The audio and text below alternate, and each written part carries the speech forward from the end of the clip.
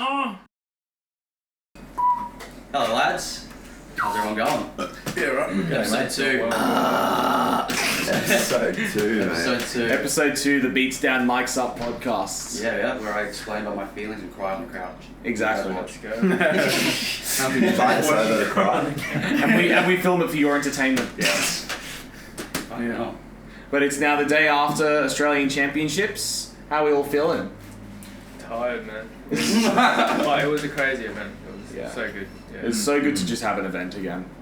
I think we've all been waiting for something like this again. Just the beatboxing community's sort of been in a bit of a stasis. Yeah, it's been ages. When was the last battle? It was like 3 years ago or something, wasn't it? Yeah, the last Oz Champs was April 2022. Wait, was there a reason for that?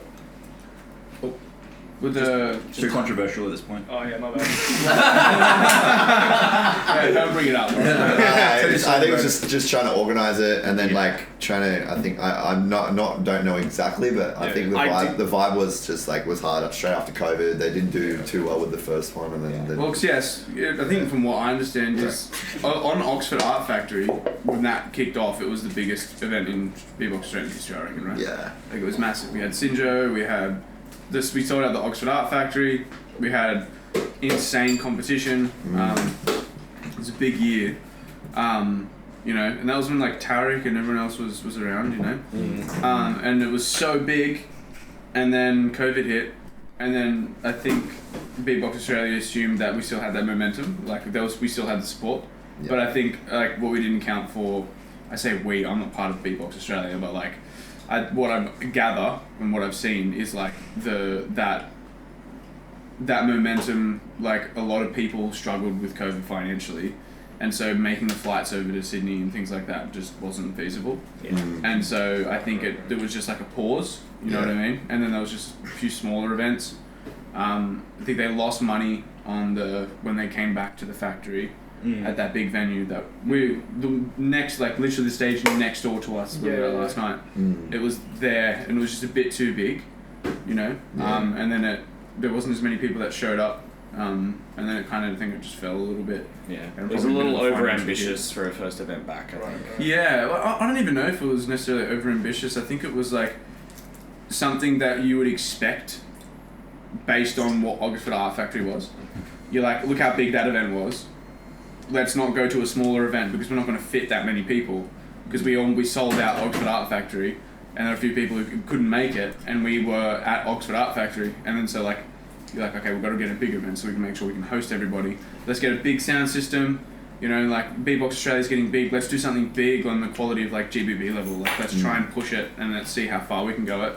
And I think they made a financial risk, you know, for the community, but it just didn't hit. Yeah. It didn't work out. Yeah. And then I think it hurt it quite a lot. Plus, it was still around that time too. It was pretty much fresh straight after everyone was allowed back outside again. Yeah. And I feel a lot of people just didn't want to risk going out yet. Yeah, for sure. So there were less people that actually went to the event. Yeah, because it was in that grey area because people weren't too sure still about how bad it was. You and Jack both had COVID. Yeah. So. Yeah, exactly. And there were so many other competitors too, Tarek had COVID, two of the Perth guys who were meant to come had COVID. Yeah. Oh, true.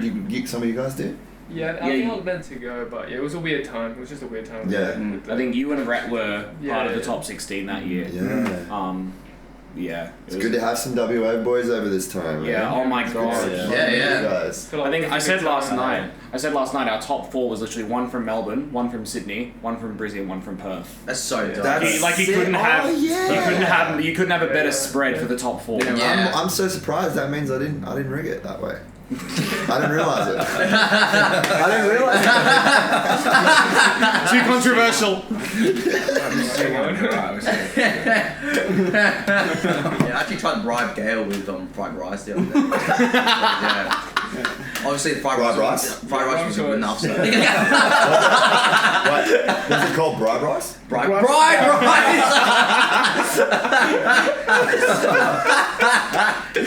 Oh man, that's good. I think BBA needs an event in Queensland. I think what I've heard from a lot of the lads, you know, in the community, I think even the Sydney and Melbourne boys wanted to. Yeah. They want it to be somewhere that's not Melbourne or Sydney. And also I think Queensland would be great because shout out to the Queensland family and Big Uncle Ross. The boss. That community Ross. There is fucking top tier. It's the best beatbox community in Australia. Yeah. Honestly, it is so family constructed. Yeah, and they're also so committed to organising events for the community as well. Like they're having 3 events a year now. Like they had the Queensland Championships, they had Brisbane Royale, and they had 7 to Smoko.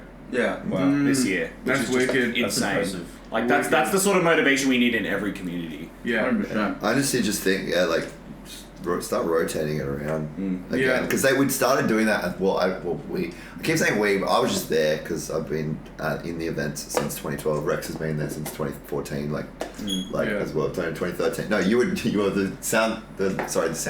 the timekeeper for 2013. But then you've been there that long too. Like it started going to try and they did it in Melbourne once, and they did it in Sydney, and then they tried I think Melbourne again. So yeah, I think just more communication and just spread it out so we can get more chance for people to go to different places. Well, that's it. I think just getting instead of kind of isolating yourself and just looking after the competition by yourself, you just call each other in. Yeah. And then do the event together. Combine. Yeah. Yeah, because then you got more factors, you got more angles about how to attack the situation. I was in conversation with Ross from Brisbane and also Jeddles from Perth, talking about whether we should actually just join forces and sort of manage the events as a collective, because then, as you say, we can move events between states, we can organise collaborative projects and that sort of thing, and it'd be so good for the Australian just spread out the flora, Just need more communication, I think, with BBA. Yeah, I agree. We need to that door needs to be opened. Do you know what I mean? Yeah. I'm a big believer that I think that door needs to be opened for the community. Do you know what I mean? And I'm very, very against gatekeeping in any sense of the word. Do you know what I mean? I feel like Beatbox Australia, it belongs in the community. And essentially, especially because we're basically starting from scratch. Yeah. You know, man. That's what it feels like. But I guess from starting from scratch as well, what do you guys think of more of this Champs last night? Do you think it was good, a good comeback? I honestly think Champs last night is the best event we've had since 2019. Okay. Easily. Energy wise, the crowd and everything, and I think was really cool because, like I said, a lot of the original events that I went to were just beatboxers in the crowd, really. So. Yeah, a lot of the other events were just you'd go into the crowd to watch. They'd be like, oh yeah, and they're like, oh yeah, I beatbox. I'm like, oh, okay. Pretty much most of the crowd in the event last night were like, oh yeah, I just like beatboxing. Yeah. I'm like, that's so cool. Yeah, we had a crazy variety in the audience. Yeah. People there just I don't beatbox, but I fucking love I really love music. I just love this, and I love just dancing to beatbox. Yeah. I'm like, or even better, there was people there that never experienced before. Yeah. They didn't even know about it, and they all rocked up because they had my cousin's coming along. You know? Yeah. I had 3 of my family members who came along. They'd never seen me beatbox live or been to a beatbox that's event, so great. and they said it was the most fun they've ever had at a live music event. We brought their grandma off the back. I don't know. Oh, really? Are you talking about my auntie? Might have been your auntie. I had my mum, 2 uncles, and an auntie there, and they all said that the event was amazing. Yeah, it's so good. I noticed that little table. Yeah. Wicked. Yeah, I had to pull chairs out for them because they were like, "Yeah, it'll be okay for the first hour and a half, but then after that we might need to sit down." Yeah, I remember you coming up to me we need chairs. I was the event was about to start. I wasn't that panicked, okay? You're we need chairs. Where are the chairs? I was like, oh shit, yeah, true. I was like, yeah, true. There'll be an older crowd as well. But no, each of them they only had positive feedback for the event. That's awesome. They absolutely loved it. Really good. Then the smaller room as well, that. Smaller room, the smaller venue makes it more intimate, makes it more It felt like being back at Oxford Art Factory again. Oddly enough, it's the same sort of size of venue, and it felt like everyone was just there as a collective. That room's definitely a bit smaller than the Oxford Art Factory. That one, yeah. But having it that compact, really. Yeah, it was so much. The Red Rattler, man. I think the Red Rattler's bro, I had the special place. Yeah, man. When you beatbox so hard, the roof would fucking rattle. It's I was talking to Flynn about it last night, I think, and it was Liverpool has their Anfield, and I feel like Beatbox Australia, the Sydney scene anyway, has Red Rattler Theatre. It's a stomping ground. Yeah, it's a stomping ground, eh? It's good. It's a really good event, for anyone who hasn't been there yet. It'd be good to have another event there. Going back in there again and having a different vision of what beatboxing sounds like mixed now, there might be a better fucking space to go in again. Like, I think so, and it might be right. Bringing up mixing as well. I know there was a few like people who were saying like, oh, you know, the sound last night was a little bit rough, but I think it's quite hard to mix beatboxers, right? Oh yeah, it's so hard. As a sound engineer, it's hard to find an end because when you're mixing for a beatboxer, you're breaking all the rules. Like, you break everything that you learn. Like, if you follow the same rules with beatboxing as a live band, like, you'd get It's fired. so different. First thing a beatboxer does is grab the head of a microphone and put it up to their mouth. The sound engineer goes, "What the hell are you doing?" You're like, yeah, the polarity like range on this mic goes out to this way. Oh yeah. I'll just grab the head then. I mean, to be fair, like the sound, Double cover. the sound engineer told me that like it was his first time mixing as well. Like he told me it was his first time mixing beatbox. Considering it was his first time, I actually think the sound was pretty damn good. Yeah. Like it was a little bit low heavy, but apart from that, it was actually really good. I think also where we were seated for the wild cards, the eliminations, we're up the back and we're kind of tiered up above, like, and it was kind of in a weird space where we could only really hear like certain frequencies, like the mids weren't very like noticed, like the details were just not as like prevalent. I also think it was a system. There was something about it felt like the system couldn't be pushed. Yeah. You know, Yes. Oh yeah, because there's a small room and they didn't want to push too hard because it would be too loud, but then also it didn't work. Like that's what it seemed like. But you know, like when you go to the Red Rattler, like and the volume's high, but it doesn't feel like it doesn't feel painful. Like the volume's high. It's more like, because I feel like the you know, when you're on a system and it can't be pushed so much, it's like you're working with a canvas like this big.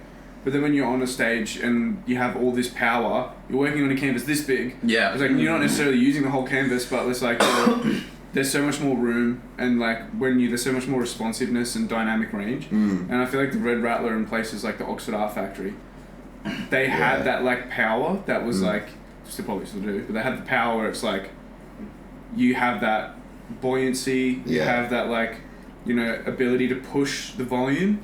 Because I feel like there's multiple times last night I was like, the volume probably could go loud. I feel like it needs to go louder. I was like, it feels a bit quiet, you know, but then beatboxers would like clip the fuck out of the mic. Everyone's a different power. So like someone would come up and be like, it's a bit quiet, but then someone will come up and be like, they're super powerful, and they just start clipping. I think the problem with that is like, I don't know, I'm not like a fucking proper sound engineer, but I think when you do beatboxing, low gain is the way to go. Like, I don't know what it is, like, every time we go on and beatbox for sound engineers, they always put the gain so high, and it doesn't give any fucking headroom for you to mix out louder. Like you said, you're working with this to go into a big canvas. And the fact that they push the gain so much and just let you hit the limiter every time when you're beatboxing. When you're beatboxing, you clip every time, but you want that loud. Yeah. So like the fact that they never put beatboxers low gain then push the volume is really annoying, because then you get low ends and high ends and harsh like it's the harsh frequencies are just way too harsh. Yeah. I don't know. It's just it's always like been such a trouble. Like you were beatboxing, clipping, but it wasn't as loud as we usually like play with. And I was like, what is going on? Yeah. I also think it's like the D5, right?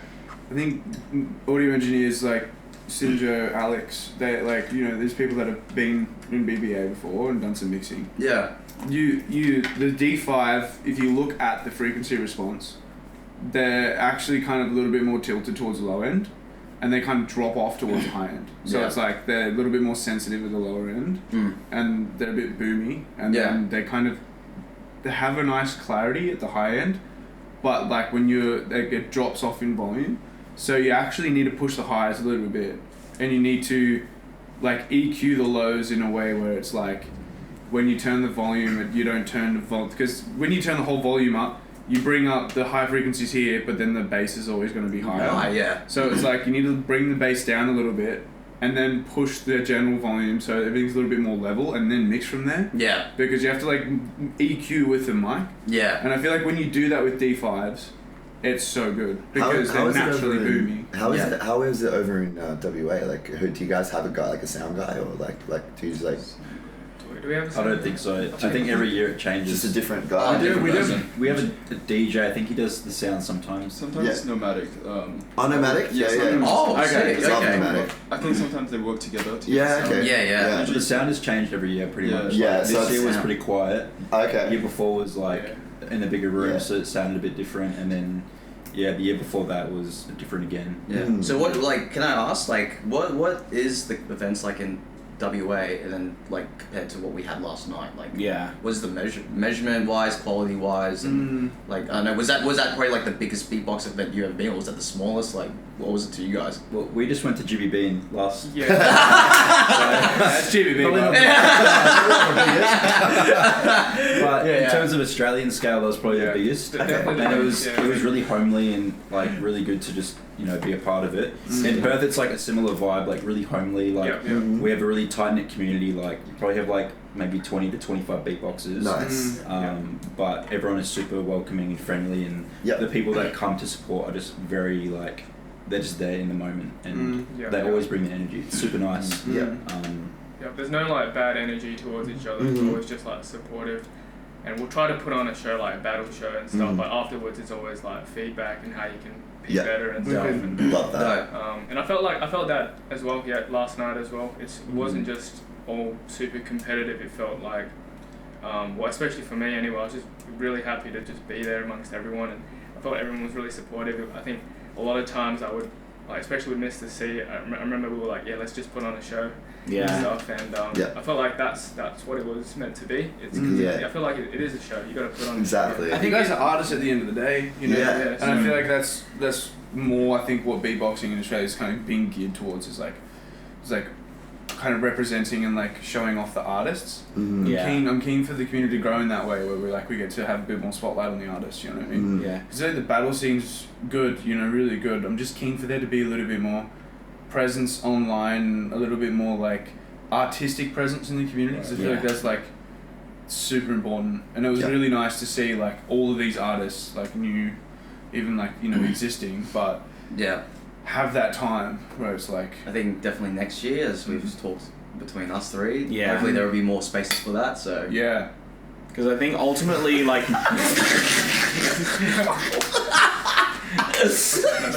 yo, watch the space, baby. but I think ultimately the thing about the beatbox community is that everyone lifts everyone else up. Yeah. I think we all want to see each other improve, because first off, it's such a niche art form and a niche form of musical expression, but also because everyone in the community kind of gets along with everyone else. It is genuinely like a community rather than an industry, I feel like. And that's the best way I think that the beatbox community can move forward, is if we keep working as a community to just lift the whole group, the whole scene up, basically. Yeah, man. I think now as well, like seeing, like this, like we're still going, like you're still beatboxing. We've gone into like areas where it's like that's not battling, and now showing that as well. I think like people are going into the battles, because I had Chills last night come up to me, like he wasn't like, he seemed a little bit down on his limb. I was as well. I think a lot of people were, but he came up and I just went, "You okay?" And he goes, he just straight away just went, "How do I get more gigs?"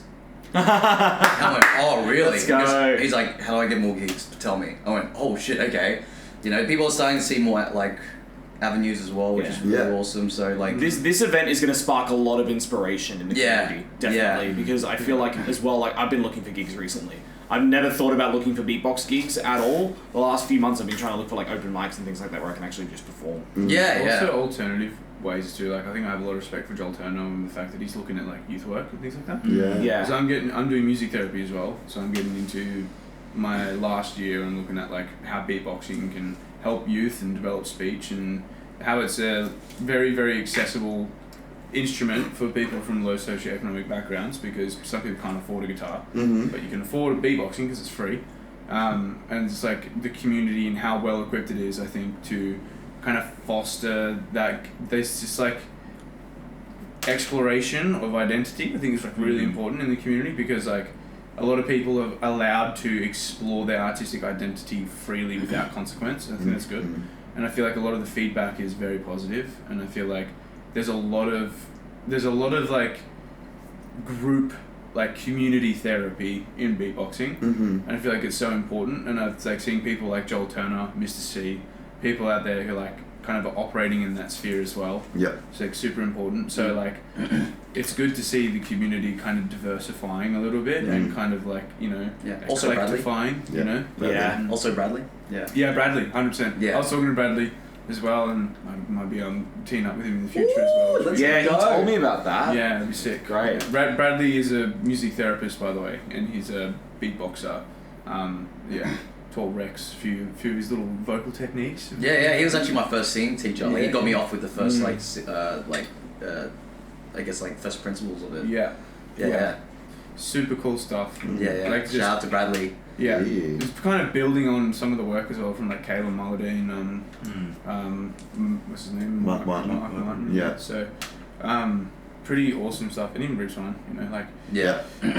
There's not much like scholarly articles out there for beatboxing, so it's nice to see like a bit more of an academic focus on how it can be used. Like super cool. And then those gigs as well. So, like, it's really cool to see those different perspectives come in, and like diversify the field, which is really good. Yeah. Super important. Absolutely. More opportunities other than just gigs, I think is great. Like, as well, trying to have these people potentially, fingers crossed, have a bit more presence in the community and kind of showing how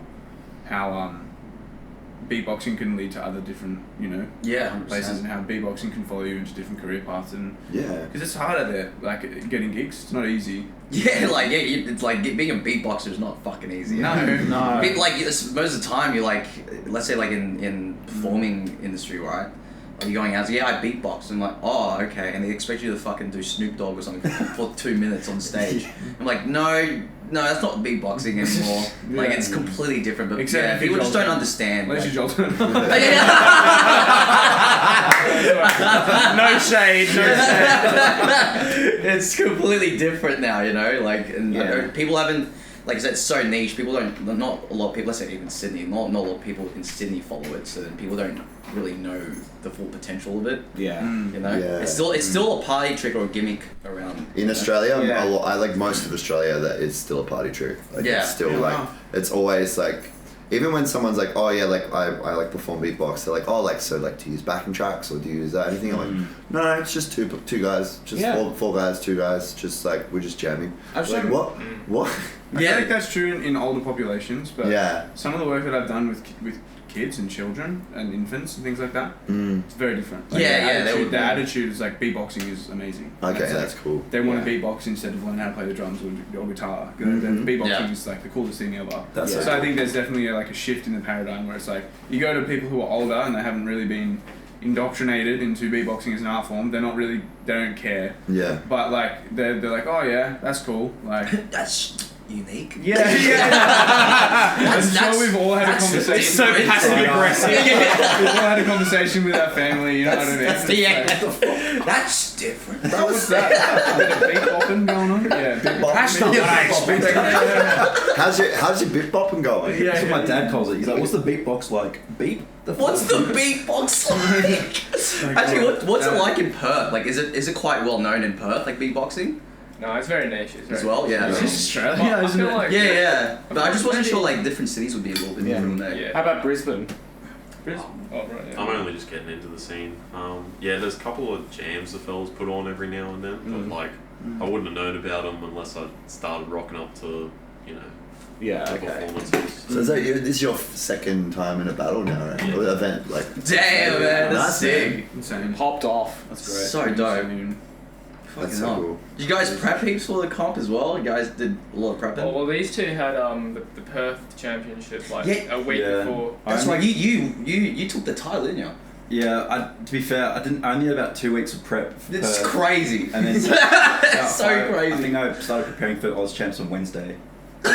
Yeah. I was like, well, I need to add an extra minute to my round, so I should probably start now after Perth. Wow. That's so funny because he predicted the same thing, right? I remember you came up and you were like, wait. I was like, the Perth win. Wait, so the Perth competition is 5 days before the Australian Championship. Yeah. So once they find out they win, they've got 5 days to prepare for the nationals. It's like, oh my god. I had Nomadic come up to me straight after the battle. He's like, wait, before you go, do you want to go to nationals? I was like, yeah, sure. And he's like, all right, we're doing the flights right now. And then like 20 minutes later, I get an email saying, oh, did they help you guys? Oh, they paid for the entire trip for me. Oh, that's fucking awesome. Yeah. That's so good. These guys, They're they doing pay the same thing out of Brisbane as well. Because it loses. These guys, they're washed out. That's what the Sydney scene needs, I think. Like, Yeah. So I think like just even a prize would be nice. Yeah. I think even a prize would be nice. Just give us something. Yeah. Just give me something. Bragging rights is not enough. And like Berlin, like I don't know when the Berlin Champs is gonna happen, like the World Champs. Oh, the World Champs. Yeah. Like I know Bilo was like in a loss for the last World Champs. Oh yeah. So like, how is he ever gonna make a new one if he doesn't get sponsored by someone big? Yeah. So it could be another 3 or 4 years away. Yeah, and normally it normally is yeah. every 4 years or so. It's quite a while. Yeah.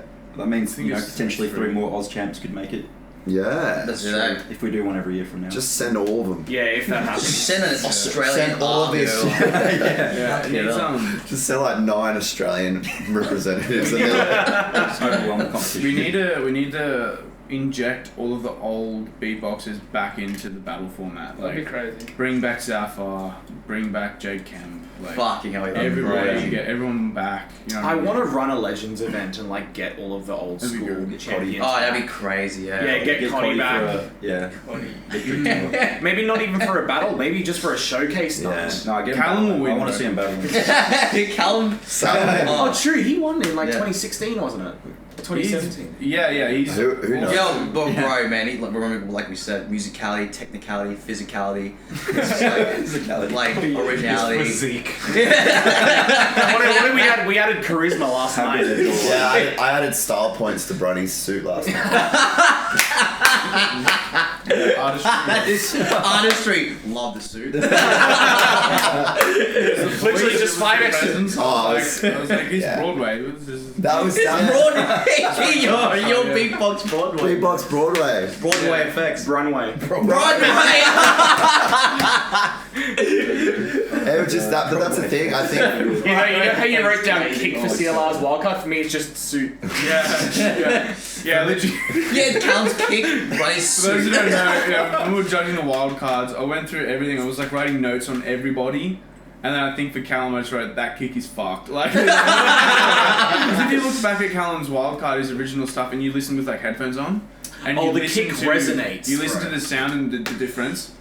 Like his kick was so powerful, but what was crazy is it sounded like he copy and pasted it the exact same. Like his kick sounded the exact same consistent the every whole time. way. And his Yeah. drums sound the exact same pitch, the exact same like dynamic, like Yeah. loud, soft, like they're all the exact same. The control And it was he just- has over his drums Yeah. is just unmatched. Yeah, I know. It's Yeah. crazy. It's, Oh, it's yeah. insane. Every time I watch him, I'm like, fuck me. And he couldn't make live, it last man. night. I'm so Oh. upset. Yeah, he did. When you see him Yeah. live, like so he hits drum patterns and drum fills like in the pocket every time. Like there's no missed. It's like literally if you were to put on a click track, it would be the exact same. Yeah, the human exact drum same machine. metric, and it's the exact same pitch, and there's no sound that gets muddled in with another sound. It's distinct, but it's also like really snappy and super fast. Whose limb was it last night that we both were like, oh, in the pocket? Oh no, that was just Joel. This is Joel's beatboxing.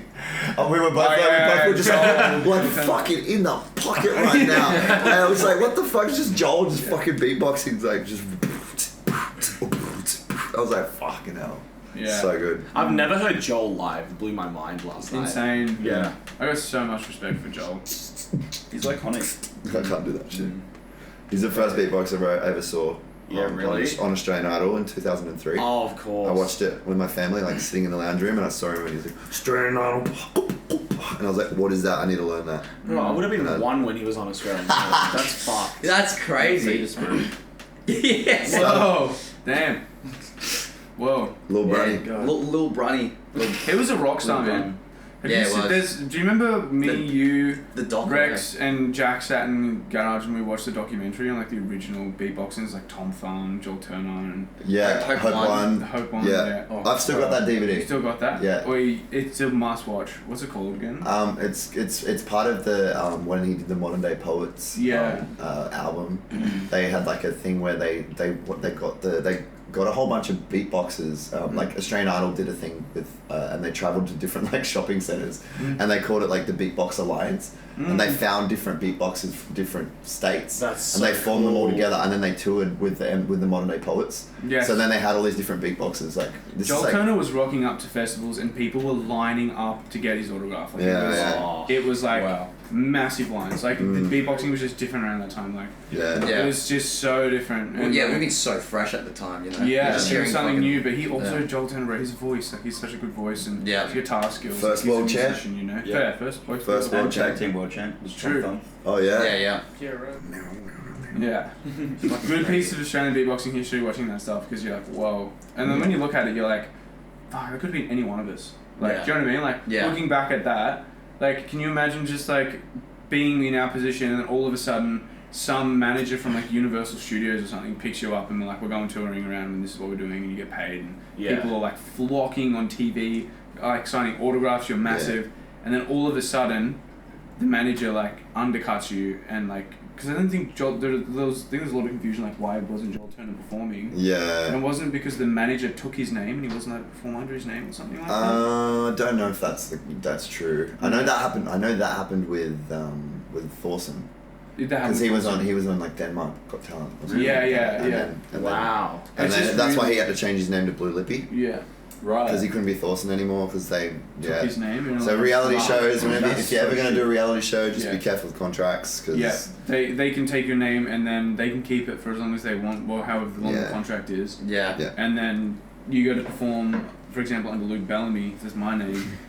But then they say, oh, we own your name artistically, so you can't perform. And we own then all you of your advertise, social media control, and they Everything. control everything. And So I think it's probably something like that, you know. And like, can you imagine being on top and then that stuff happening would be so tough. Mm-hmm. Yeah. You know what I mean? And Joel Turner's still out there fucking performing out there for the community. Like, I have so much respect for that. Yeah. Like, Good on him. so much respect. Still releasing songs, still kicking, slapping. Fuck yeah. Oh man, it's so good to see him at the event. Like, yeah. But yeah, watching that documentary, it blows your mind. It's like, whoa. It's insane. It's insane. I think Swiss did a similar thing actually for GBB when the artists went and did their rounds, like loop station rounds. They had to sign the contract to say that they actually signed away their rights to those rounds, so they couldn't actually re-release that music on their Spotify. Oh yeah. They did that. They did that to me for Beatland. Oh, that was for Kickback Battle. Yeah, I think. Kickback. Yeah. No, they did that to me for Beatland as well. When I was competing in Beatland, they basically said you're not allowed to redistribute this song without gaining extra permission from Swiss Beatbox. Wow. So scummy, but I get it, but It makes sense, but it also it is very. I understand. It's very like, biased towards the company rather than the artists. I understand a little bit if you're going on like you're going to perform, do you know what I mean? And then your performance to get the battle title, you know what I mean? But you should still be able to record the song, right? Because you still have the creative rights over the song, right? Yes, but just not to the release. Not to the Swiss Beatbox release. Like, I'm not allowed to... right, yeah. Yeah, I'm not allowed to redistribute... To me, that makes sense. Oh, was that Oceania or whatever? No, Beatland. Oh, Beatland. To me, maybe that might make sense if there's like a contract where you get paid to go over there and like there's like there's rewards and that seems like fair. But that's all. I think it's always like a case by case basis with the artist. You know what I mean? Yeah. Because there are some cases where it's not necessarily true. Like, and we've had disputes over this before.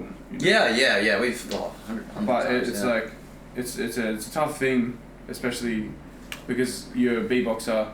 You're coming up, and then I feel like when you hit kind of the mainstream a little bit, in beatboxing at least, and you get opportunities to go to different places, it's so easy not to think about that stuff because you're just like, I'm just beatboxing. It's very much in the back of your mind. Yeah. It's very hard to clock that and be aware of it. So, yeah, it's a whole nother aspect of beatboxing too. No, it is. I think there's a whole fucking conversation of that. Yeah.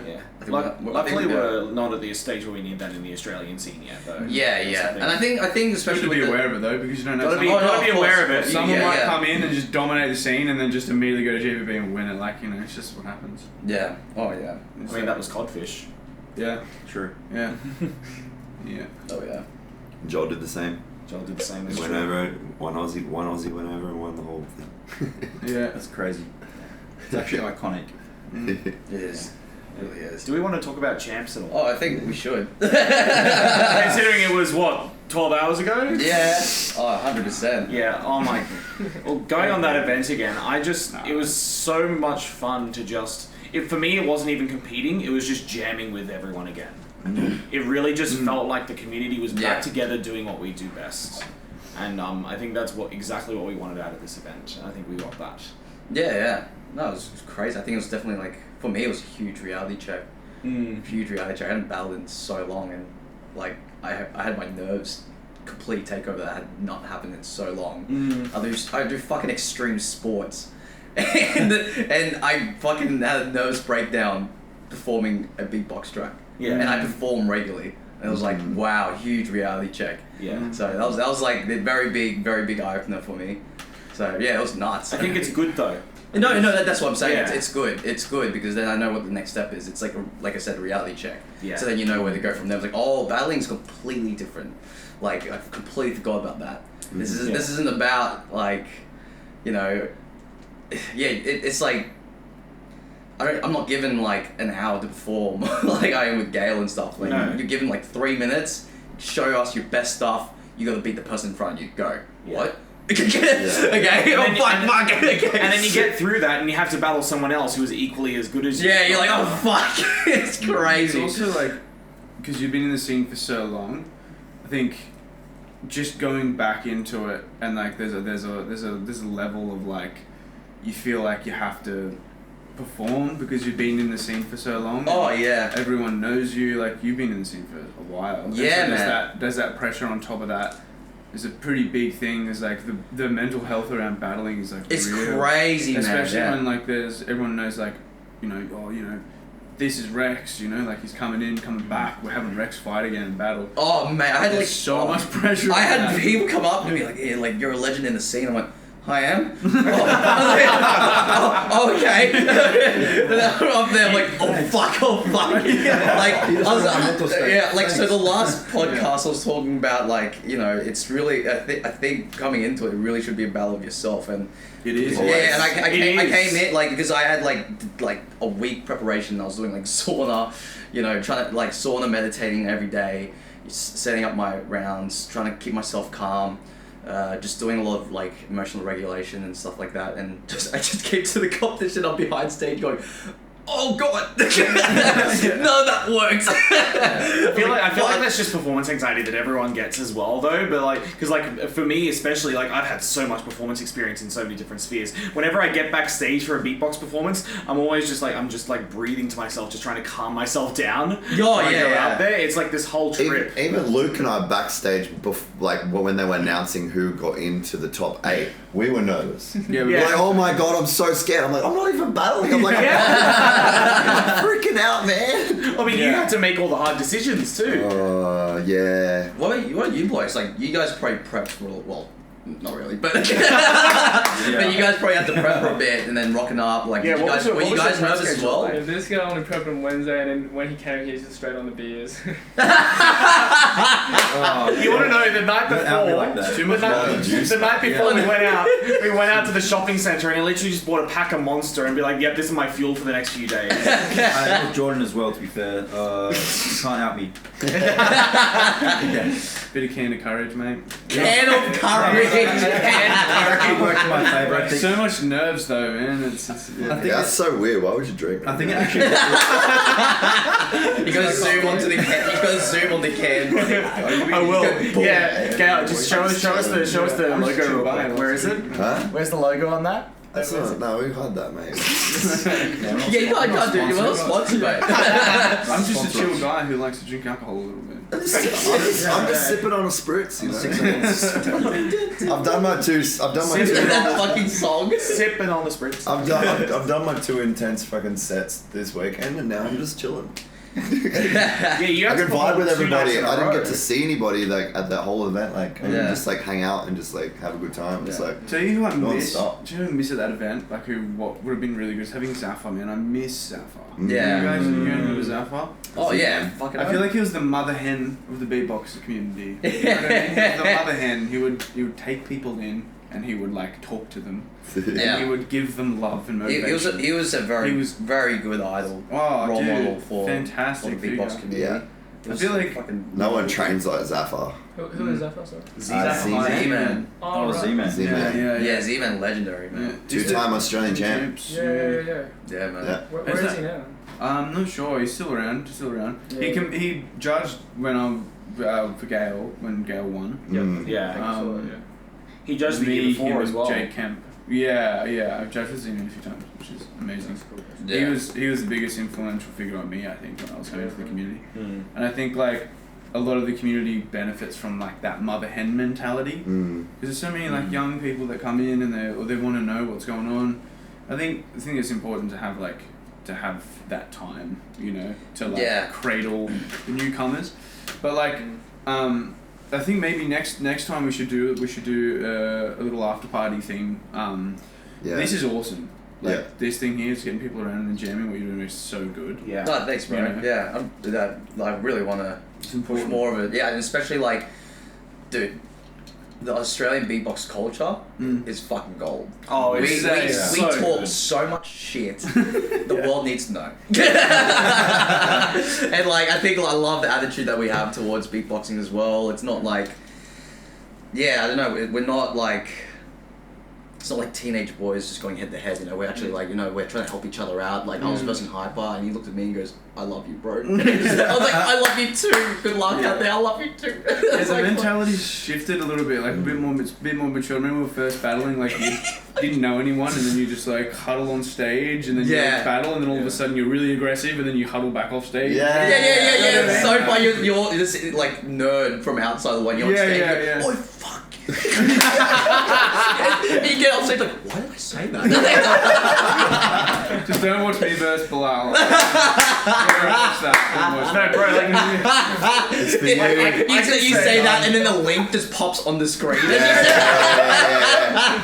I mean, I can say firsthand, my battle against Chills, we are so intense because we've actually battled a lot of times online. We've never battled in person before. So on stage, we were just so serious with each other. And then we get off stage and we're just like hugging, like, bro, that was insane. You beatbox so well. It's like part of the performance. Like, you're creating a storyline for the crowd. Like, exactly. You give them like their perspective, you give them a villain, you give them a hero in their eyes, or whoever they enjoy, or whoever like, oh, that guy was really cool because he did this and that. Like, it's all just part of the show. Yeah.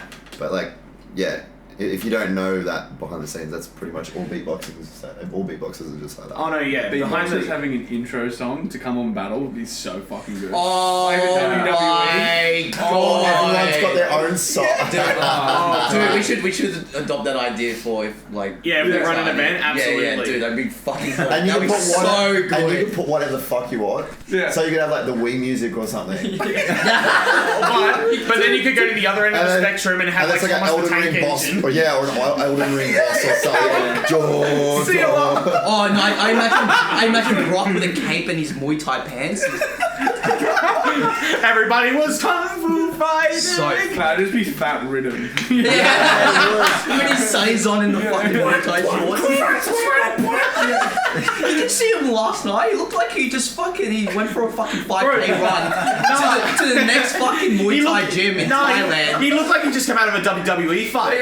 Oh man, it was crazy. He looked like he did a fucking like 10K run. I hope to see and then he landed there. Callum's walk-in music, like WWE style, would terrify anyone who had to face it. Oh, absolutely. Like, can you imagine sitting on stage and then Callum's music comes up? Like, you don't announce who you're battling. You just announce the walk-in theme. Oh, that'd be crazy. Callum fucking Undertaker. Yeah, you just see his silhouette appear on screen.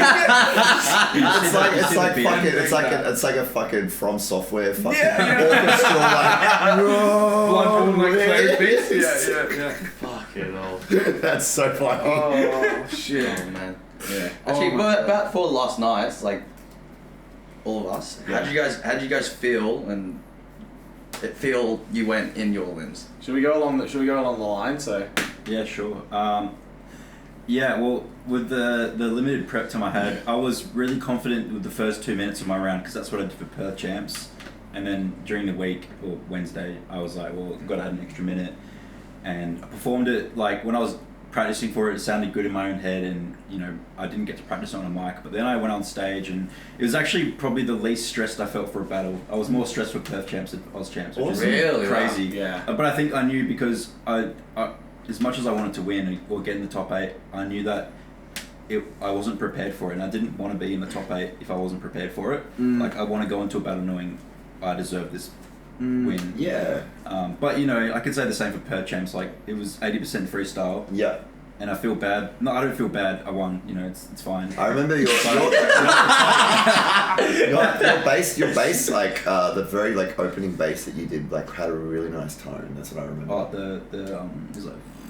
Yeah, you're doing that, but it just like was really nice. That's the first thing that was very memorable. Like it's like when I was trying to decide who got through, it was for me like who was just very memorable, like who had their artistry and their identity in their head that just like I read through the names and I was like every time I read a name, if like whatever flashed in my head, I was like, oh yeah, that was something that was really like something like really stood out to me. Yeah. Like I like that's like that tone is really nice. I appreciate it. Yeah. I guess like when I always like to prepare my elimination. Every battle I've done like 4 Perth battles now, and I always prepare an elim and maybe 1 or 2 battle rounds, and then it gets to the semis and I usually choke a bit, except for last week. But as we all do, man. But it's like elims are like where you have to make it memorable, and I think it's like where you can really show your artistry, because the battles are, you know, you show the aggression, you show the physicality of your artistry in a sense. Yeah. But being in an elimination, you got more time to space out your thoughts and your expression, and I really like that. So as much as I struggle making routines, I really like making elims that are memorable and I think true to myself. And I don't care how I like being original in the sounds I use, and I just tried to do as good as I can. But I just remember rushing it a little bit because I saw Gypsy Box holding the timer in front of my hand. And I finished my last drop and I had 40 seconds and I was like, where the fuck did the time go? I should have had about 5 seconds left at this point. Yeah. So I really rushed through. And then, by the time I finished, I was like, well, I'll just, freestyle the last 30 seconds. And it's fine. Like, I'm happy with how I did for a first time. Yeah. Like, I can't be more proud of myself for making it here. It was always the original goal to make it to Australia champs. So, awesome. But you never know. So, next you're gonna be chance. back again. Yeah, I'll do my best. Also, condensing the eliminations into the top 16 elimination to only have the top 8 best Australian beatboxers is kind of fucking crazy, right? It's 50%. Yeah, because we used to do top 16s and now it's like we're cutting that in half, and then kind of trying to trim down the best beatboxers in Australia is like really hard to do, and it's super tight. Like, and it sucks a little bit, but it's the first time back in a while, so you understand it. Taking a risk, not too sure if you're going to have enough time, the venues, also there's a lot of things to sort out, like are people going to be able to make it down for eliminations and do an 8-hour day, like is that going to be something that the competitors can do, so I think there's a bit more logistics thinking about that, because then you'd have to get 32 competitors to come down and do eliminations.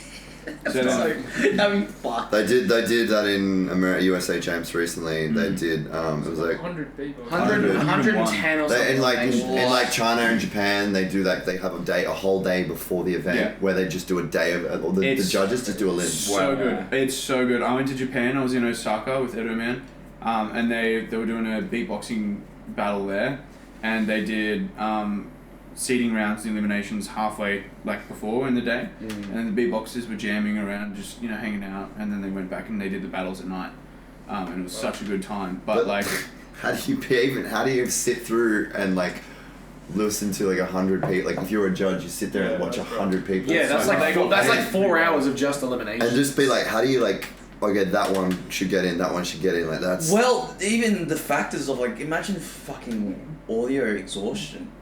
Oh my god, I get exhausted from just listening through these speakers. Imagine having a huge stack PA at you for 8 hours, holding on for dear life. GBB is like that. It seems like you get fatigue. Yeah. But when I was in Japan, it didn't seem that way very much. Okay. Was it Yukai? Is that his name? Yukai. The top 16 in the world? Yeah. Yeah, he was there judging. Yeah. Classic. He's insane. Yeah, he's sick. He was there.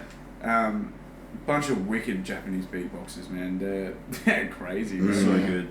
But they were up there for majority like that whole middle part of the day, and I don't think anyone was like fatigued or anything like that. I think it was like it felt way more relaxed. It was like this is a full day. People have put this day and they're committed to it. Yeah. And I think like even in beatboxing, you can do that for 2 days as well. Like, you know, first day we'll do eliminations and then second day's champs. Yeah. But I think Australia's got a bit of like a bit of a drinking culture to it. So it's like, I don't know, is that a good idea? Because then you're going to get all the eliminations. People who haven't seen each other. And then everyone's going to get drunk. Going to get smashed. They'll turn from a 2-day event into a 2-day bender. Like, that's Aussie. No, it'll turn into a 1-day event and a 1-day hangover. Oh, yeah. Was the eliminations just the judges, or was there an audience during the audience whole time? too. Oh, during the whole time. So there was a midday audience. Right. Okay. And then there was a afternoon audience. Because I've seen they do a limbs when they do like 100 limbs or whatever, but it's like no audience. It's just the judges. That would be actually scary. I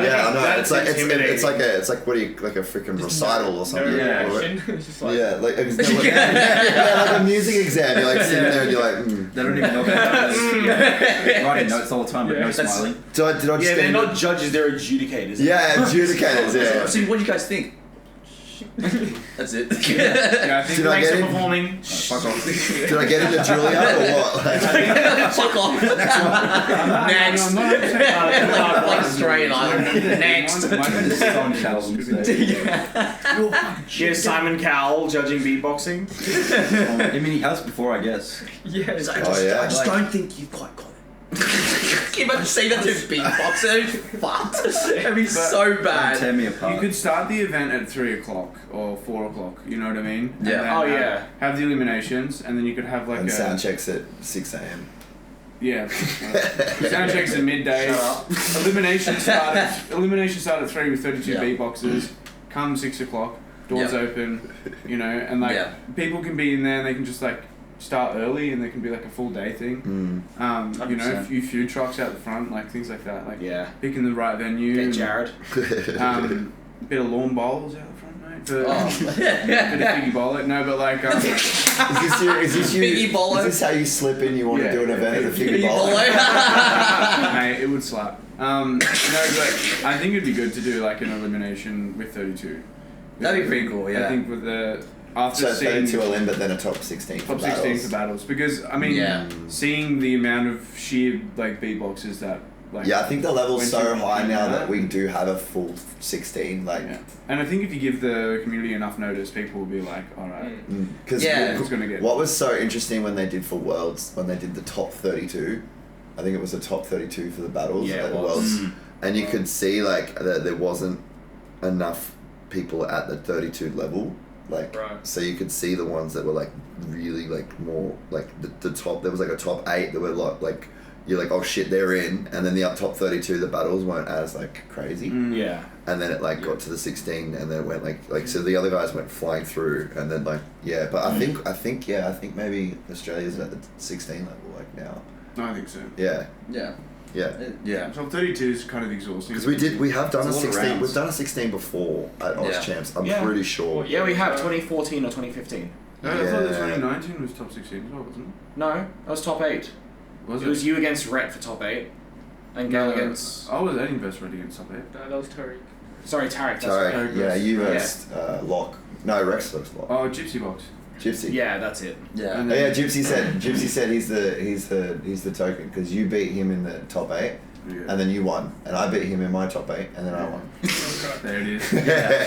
He's the gym boss, the rock type. He's the rock type. It's a bit of jib rock. It's been a jib rock.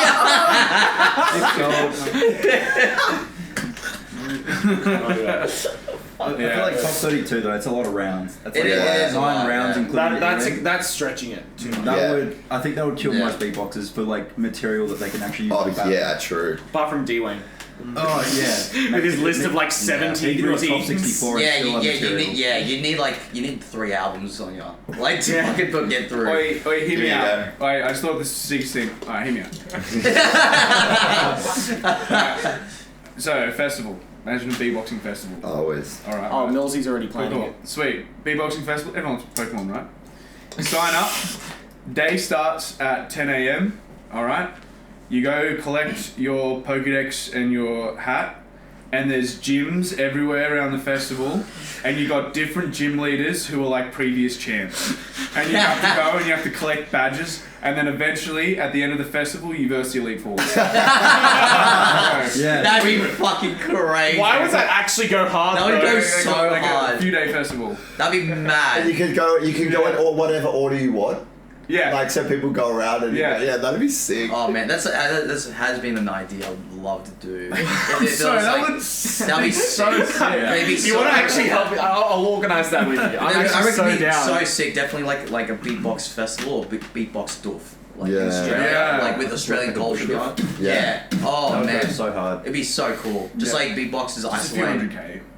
Sorry? This just costs a few $100K. Yeah, it would. Yeah. Just a little bit. Nah, you just bring 2 fucking speakers, witch's hat. Bro, you're like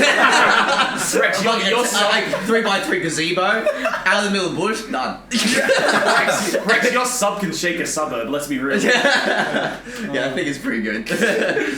That'd be so fun. So welcome to the Beatbox Festival. You can rock up. It's just this. It's like one of those really fire festival, like the fire festival. You pay like $400. You rock up. It's just a gazebo under like 2. It's a gazebo under like 2. It's like a rolling cube and a fucking like they're not even matching speakers. And they're just like propped up a little bit. They're like it's full system. It's like oh we've only got one mic to share around with all you. It's like I paid fucking $400. Picnic rug. Holy shit. Let's get back to eliminations. Let's go around. Yeah. Yeah. How'd you guys feel? I only really wanted to I've been trying to get some sounds consistent, and I just wanted to showcase some sounds for my helium and then duck. That was my goal, but well, you fucking did. Yeah. But even then, my vocal cords just were not playing. So I got to figure out how to. Was that like? Do you reckon like a little bit of nerves, or do you reckon just like? I think probably the tacos didn't help. Did you have any Reaper sauce? I did have a dab of the sauce. Oh, the Carolina Reaper. Yeah. Yeah. Damn. Yeah. All the factors are so funny. I didn't expect that. It's so funny. I don't know. I think that might have been it. Yeah. Could have been. Yeah. He's the new Reaper. Yeah, should have stuck to the gravy, mate. Yeah. You're terrible. You're terrible. Nah, man. Yeah, honestly, I think I said before, man. Your sound design is like a produced track. Yeah, 100%. It kills me. It's like on the level of like Mr. C's sound palette, like just so how diverse and different it is. And and since I saw you at Queensland Championship, mic tech has like gotten a little better already. But you were like holding like this. Now you're actually like you had a mic tech. It was fucking holding the right end. Holding the right end of it. So when he comes along and you're like, wow, I actually have never heard that in my life. Yeah. Beatbox is so unique. So different. Yeah. So sick. Yeah. Yeah. Yeah. Sick stuff.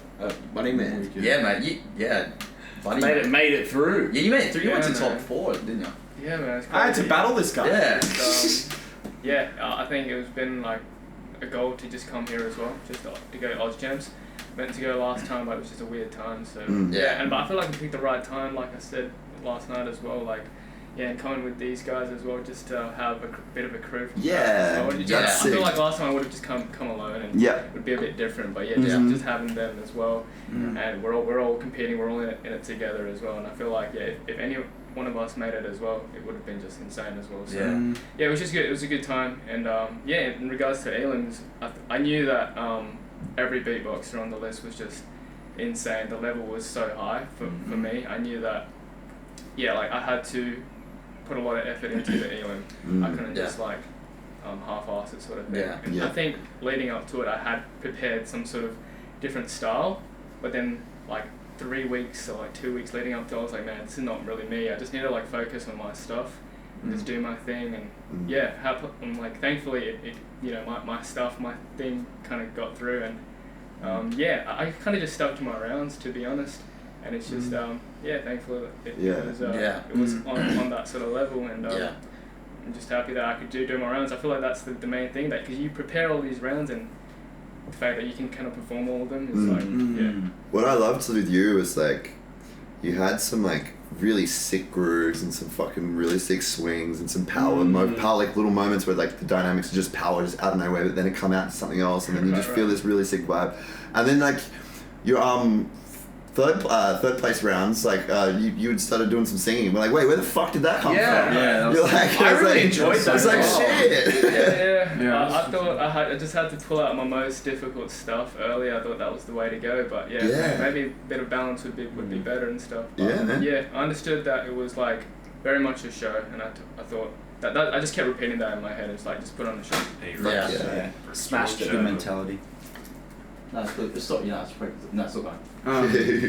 Yeah, man. I don't know. There was something that I don't know. It's funny that you consider those like the stuff that was like not your highest stuff, because that's I think your third round kind of was like whoa, because I remember you were doing some singing, and then there was a drop that you did, and then it's like the lip roll, but then there was some textures that you added in, and it all felt cohesive, and it was in pitch with your drop too. So it was like one thing I think was really cool about your beatboxing, and what really shone on the night was like your themes. When you would develop your beatboxing, you get more intense. You wouldn't let your themes go. Yep. You would develop them, and you made them evolve. So it was less about like, here's a theme, and then crazy drop, different stuff, and then another crazy drop, and then something, and just completely abandon the first themes. It was like everything was carried through, and it felt developed, and it felt intentional, and it felt, and right, usually when you're going through the rounds, after you've heard you've got a bit tough as a beatboxer going in after like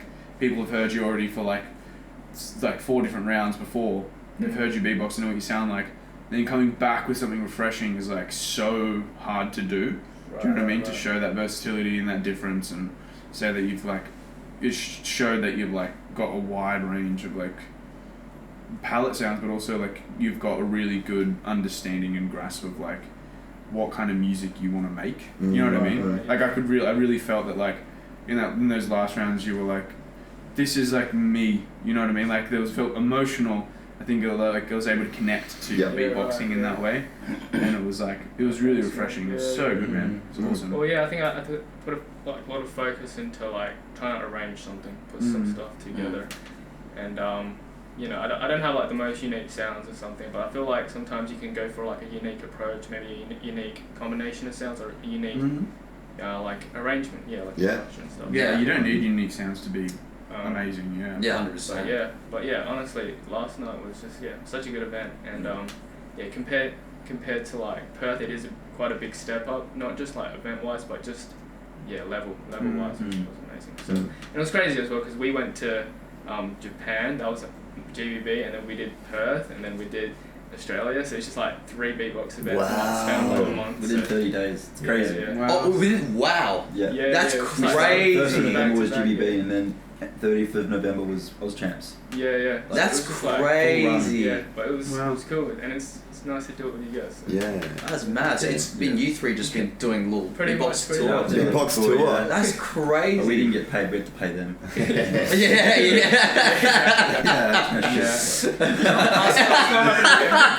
Do you think seeing like the live international event like inspired you guys a lot, or like? Definitely helped with the legs. Like, we're good at standing now.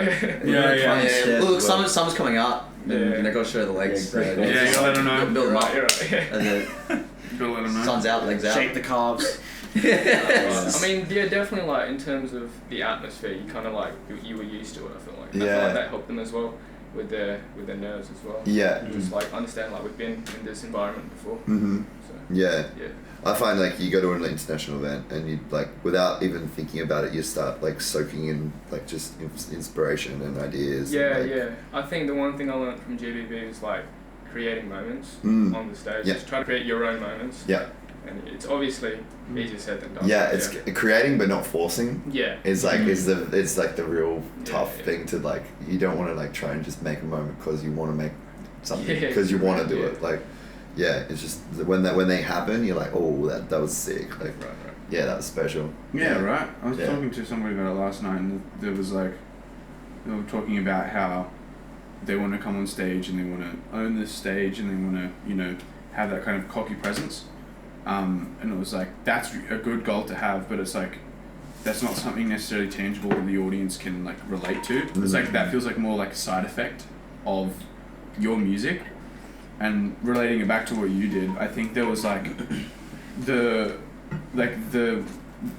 what was noticeable was like how those moments you're talking about, I think are like connected to like kind of how you are like more emotionally expressing, and there's like, I'm trying to think of it because I was talking about it last night with a few beatboxers.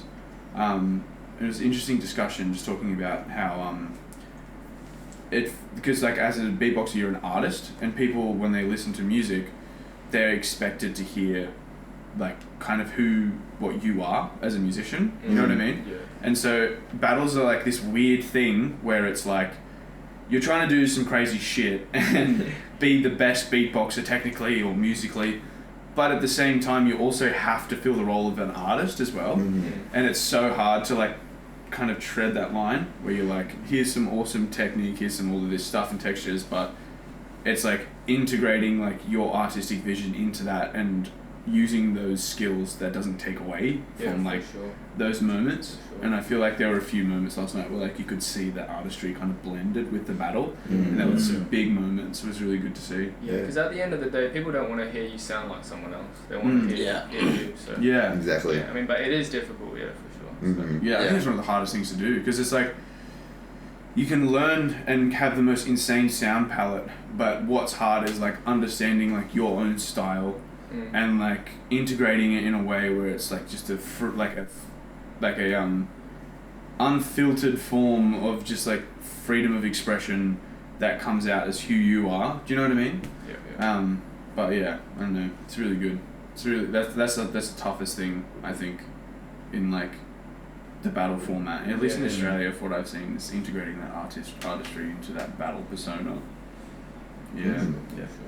What about you, man? Did well, man. Me. In context to the elimination for me, after going to GBB, it was amazing, got inspired and everything, but I felt kind of burnt out from it. Like, didn't want to I just wanted to listen, just not beatboxing or anything. After that, coming forward to Perth Champs, like that still resonated with me, and I couldn't practice properly. So I just wanted to take a break, and then 2 weeks before Champs, I started practicing, got my 6 rounds. I was super happy. But then on stage, I wasn't happy with how I, like, presented myself. It wasn't the best I could do. I really tried to get first, but I learned a lot from that battle that, you know, like, my routines are not showing who I really am as a beatboxer. And I'm still trying to learn, like, my style and everything. And that's the best like mindset to have. That's really good. What do you think? Like, do you say you couldn't present your full self? Like, what do you think was the factor for that?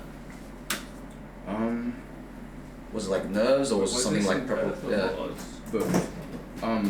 For Perth and Oz Champs, I don't know. I just really like power.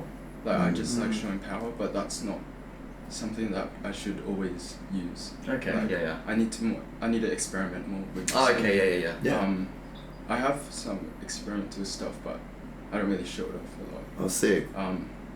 But yeah, Oz Champs for my elim. I just wanted to show my like coolest routines. That's it. And you fucking did. You did. Sounds sick up there, man. Like my mindset was like how Juice was saying, if I like not prepared like enough, then what's the point even getting through? I just wanted to show my cool stuff. But like after that, I was kind of sad. I was like, I should have like gotten top 8, but no, I mean I went to top 8. No, like But that's but it was alright. Like what like really helped me after that night, like after the elim and everything. Like I was sad, but like seeing like I think this guy's like my inspiration. Like I got it in like twice. We've all been beat by Moses. It was painful. Not physically, just. What's with those red knuckles, bro? What do you think I got makeup on today? No. Yeah, that's it, man. When we're chilling later, I'd love to hear more of your experimental shit. Man. It's so good to hear the Perth community over, man. Hearing the styles, man. Yeah, it's also weird as well because like we've kind of just done Perth stuff and now seeing like on the stage in Sydney, it's like Oz Champs like, wait, what? That's us. It's Perth beatboxers. So so sick. But yeah, and also I was gonna say like, man, like you can prepare and you can do all your like preparations, but when you're on the stage, man, the nerves kick in. The crowd, the freaking blinding lights. It changes everything, man. I even like I was saying, I prepped for so long, it completely went down the drain. It was so funny. I've not heard you forget the lyrics to anything in so long. I was like, what? Yeah, like I said, I haven't had my nerves catch up to me in years. I see you climb a fucking side of a cliff. I've seen you fucking jump, training parkour and learning to fucking do a front flip off a fucking thing like this high and like, and then then going on stage for beatboxing, I went, oh fuck, this is worse than I thought. And I was like behind the stage. And like I'm usually quite good at like emotional like regulation, but I was at the back and it was just like it just kept rising. I went, oh, this is bad. I was like, oh, I can really feel it, and I had to like duck. So there was the line next to the stage, and then there was like a gap from like a huge open space behind the stage, behind the curtain. I had to like jump out of the queue and stand in the back, and I had to like start breathing. And I was like, holy fuck, it's real right now. And I went, okay. And they're like, all right, get on the stage. I'm like, all right. Went on there, and while you guys were counting down, I was like trying to like hold my breath 5 seconds and breathe back out. I was like, just wait for it. I think this is the right spot to go. And I went, and it just went out of control. The fucking cork came off the bottle. Man. Yeah. The nerves got me so hard. I went because like it was a song that I'd been practicing for about I've written that song for about 8 months ago. Yeah. I fucking forgot the lyrics. Man, it happens. It's crazy. I was like, oh damn. So but like all I could do, and I'm really lucky, just especially from like just gigging experience, I could try to play it off as much as I can and just continue and just do whatever came to my head. But yeah, it definitely was not how I planned it, and everything went completely out of the window. So I've had that experience. Yeah. For someone who didn't actually like know your lyrics, I actually couldn't tell. So. Oh really? It wasn't until you said it. I was like, oh, I didn't even know you said it. Yeah. But it was good. I like that you said it. Because it made it feel real. Yeah. It's very transparent, and then you instantly adapted to it as well. After that little fumble, you recovered. And I'm very lucky, but very grateful. Some people just reset. They reset their lyrics when they forget them, and then it's like, well, now you've got to. It's too jumbled. Very grateful that I get to perform a lot, so that has helped a lot. So, but like you said, like once you go on that stage, it's just like, oh, this is completely different. It was such a huge reality check. I think there's the pressure as well, and then knowing that like everyone's so good, so you want to like keep up as well. That was the crazy thing as well, like the pressure. Like when I was coming into it, I was like. I think I can win, and like but if it doesn't happen, like it doesn't matter. Let's just have fun. Let's just have fun. I tried to relax myself. I was like meditating and doing all this, and then I got up there, and I was like, oh my god, I actually lied to myself. It's so crazy that because I love these experiences because I learned more about myself, and I was like, it actually lied to myself, and I was like, no, you fucking love this so much. Right. And I just went, oh, this is how much I love it. I had to lie to myself so then I could try to get in there. I'm like, okay, that's something I still got to work on. And it was just like this, huge eye opener for me. But I was like, okay, no, actually, if I go into the champs, there's a part of me that will never put down that this means the world to me. When you said that, it kind of resonated with me too, because I think I relate to you in that fact. And I know that if I went to go battle this year, I'd feel the same, because there's something about the energy that you've been putting into hasn't been battling. I've been battling, right? Yeah, right. But you've been doing developing music and you've been developing in other areas. But it's like you feel like there's an expectation on you because you're X. right? Fuck. Rex is gonna show up and he's gonna battle and he's and so when you get on stage, like Rex is a different person. Like it's like the persona of the art, like because I think we understand the idea of the artist when it comes to like beatboxing because we performed so many times and we've been battling for so long, we've somewhat established our own style and our identity and things like that, so we've kind of been there. And so when you come back on the stage, it's not like you're slipping back into shoes, it's like you've left Rex on the stage and he's been waiting for you to come back after all of these years. Yeah. And then you come back into that suit again and it feels alien. Oh yeah. You know what I mean? And you come back and you're like, wait, this is the Rex that people see on stage. And this is a different person. And it's like, wait, I haven't been giving attention to this person. Yeah. Do you know what I mean? And that's what happened. Same thing when I went on stage as well and I fumbled a little bit. It's because I'm like in music therapy brain, academic brain, and like learning piano and guitar and things like that. I haven't even been thinking about battling or thinking about beatboxing. Like beatboxing's been like a sub thing to what my focus is. And when you go back and you enter the shoes again, you're like, wait. Well, hold on a minute. Yo. It feels dusty. It feels like a child that you've neglected. So there's this. No, but it's true. No, I fucking wrote that in my notes. Did you? Yeah, that's my week. Like for the whole week, writing to myself and meditating. I literally said, "Remember that Rex?" I was like, because for so long, the past battles, I just went, "That's not me. I don't want to be that ever again." And that was like for years in my head from the last battles. Because like the way I look at the old battles, I was put on this heavy persona because I was so scared of myself.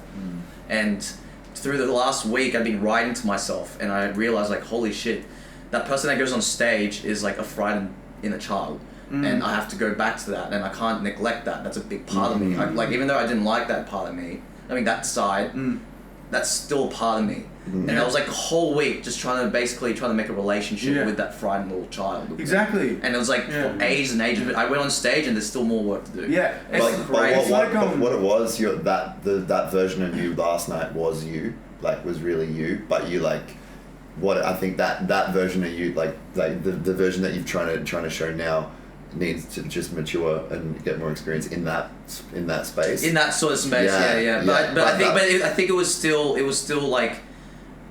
The child was there. The frightened child was still very there, and he wanted to get in front and grab me and pull me back. It did that, and I saw him. Like I was there on stage, and I saw him so clearly. I did not look at the crowd once. I'm sorry, guys. Like I couldn't even remember the eliminations like before me, and I can't remember the rounds like afterwards either. I just saw my inner child facing me the whole time. And there's a sense of guilt that you have when you when you haven't been paying attention to it. Because like when we come into the community, and how much did the community give to us when we were on the up and coming, and we were like in our, I suppose, prime, like battling on stage. Yeah. And it was like there was so much love that we got from the community, and there was so much support, and then like neglecting that, and then coming back after years, feeling back into that shoes, there's a massive sense of guilt, and it's all of this psychological stuff that was in the back that's all of a sudden right in front of you, and you're like, whoa, and then it's like, whoa, and you're like, wait, but like I'm not that person anymore. And it's like, well, wait, but like people are expecting me to perform, and like, wait, I haven't done any work on this. I haven't been working on this part of myself. It's fucking frightening. It's like, you know what it is? It's like, it's also like the stage presence as well. The Hulk and, Bruce Banner. Yeah. And the more time Bruce Banner spends as the Hulk, the smarter the Hulk gets. Yeah. It's kind of like that when you're beatboxing on the stage. It's like, there's you, and then there's stage you. But the more you spend on the stage, the smarter you get and the better you get on stage. Yeah. Do you know what I mean? Yeah. And it's like the whole purpose of you coming into the beatboxing community in Australia and earning your stripes, so to speak, it's less about you winning, and it's more about you becoming more comfortable and smarter and integrating your whole like artistic self on stage to become fully formed. Yeah. You know what I mean? 100%. And so the more time you spend on stage, the more that gets built up, until eventually you are kind of solidified as that is who you are, and you get smarter, and that evolves, and 100%. constantly just the more time you spend on stage, the smarter you get, the better you get, the more integrated that whole personality, that persona, and that identity forms. You know what I mean? Yeah, 100%. Like, to be honest, like for me, every time it goes to those things, the biggest battle and the biggest battles at the champs always just between me and me. every fucking time. Every time. fucking time. Yeah. It's always just me and me. That's every time I fucking go in the champs. And it's always been such a challenge. It was like when I was versing Tarek in the finals. Yeah. It was like, I got so nervous towards the end. I was like out of breath, you could probably hear, but there was like a few things that I was doing is because I felt the reaction from the crowd in my second round. Yeah. And when you get that big reaction in the second round of the finals, that was always on the other side. Yeah. It was against me versus Zaffa. Zaffa got the big reaction on the second round. I versed, like, how many? I think I was in 2 finals and I lost both. I'm not too sure. I remember being in 2 finals and losing both. Or was it top, maybe it was top 4, I don't know. I don't remember. I can't remember. But I remember in my battling career all the time, I know that feeling of like, it was less about me, like I didn't even know Tarek existed for a second. It was more like those nerves coming in and then feeling that like, am I about to win? Like, and then like that feeling is like, you have to just calm down, because if you fuck this up, you're going to lose. Right? That's real. That's yeah. There's old battles at me, and if you like look at my hand, it's fucking shaking. Yes!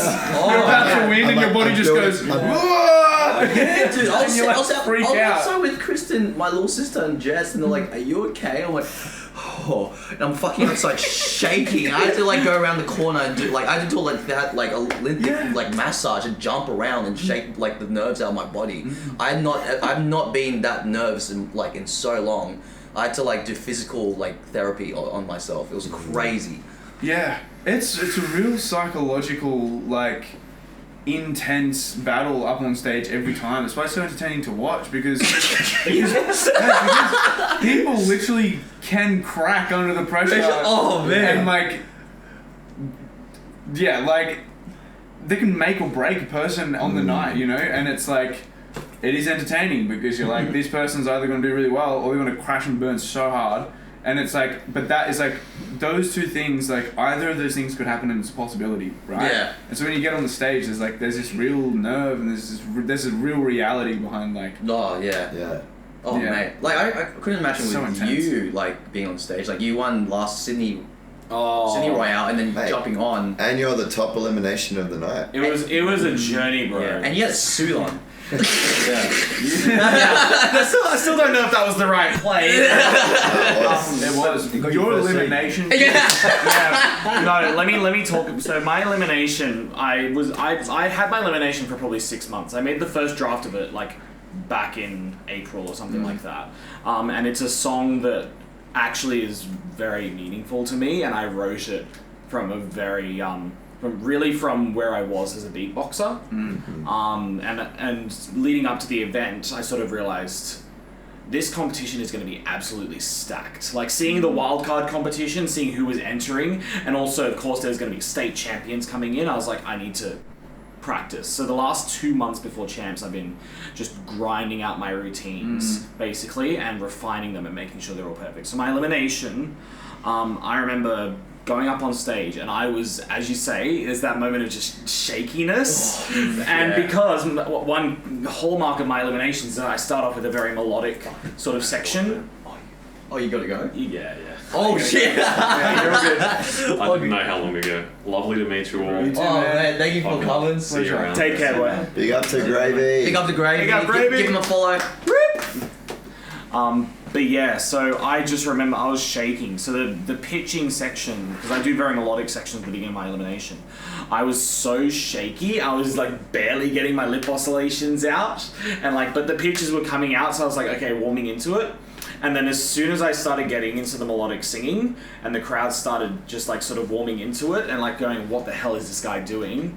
But that's when I started to sort of feel more centered into my performance. And from there, I just sort of let loose. Yeah. And because I knew exactly what I was meant to do, and I just let it go. Yeah. And also I had a similar problem to Juice where I rushed a little bit. So I had an extra 40 seconds at the end of my routine instead of the extra 10 seconds. Which I was expecting. So I got to the end of my routine, I was like, what the hell do I do? Wait, did you that last bit when you finished on, was that freestyle? That was freestyle. Bro, did you fucking hear that shit? Do you remember sitting in the chair when we were judging and you did this fucking little and then you fucking You know what I mean? That way he finished it. Yeah. Yeah. that last section, I was doing the I was just doing that little transition, and during that moment I was like, what the hell do I do for this last drop? I've not planned anything. Right. So as I was coming up to it, I was like, okay, you know what? We're gonna go as heavy as I possibly can because we haven't done that in the elimination yet. So I literally just went in and I just went with snort bass and it hit. And I was just, as soon as I heard the crowd reaction, I was like, yes! In my head, I was just so happy. That feedback, yeah. But yeah, at the end, I was so happy with how my elimination went. Well, you did fantastic. Yeah. And then I had to battle Chills in the top 8. Like, what the fuck? Yeah, bro, that's brutal. Yeah. Such a style clash. Yeah, it's such a style clash. And me and Chills have been prepping together. Like, we're from the online scene. We've been doing battles online and things like that to prep for this. Yeah, I mean, I was talking to Chills about the online stuff as well, and like I think that was a big because a lot of the new beatboxers are like all online based. And especially in the Australian community, because like there hasn't been an event in the last 3 years, so they've had to kind of go online for that. I haven't done a live performance in 2 years since Sydney Royale. And this is my first battle since Sydney Royale, so I was like, again, I was very worried. Fantastic job, man. Coming into that, I had 2 routines that I knew I was going to do, and then I bottled it.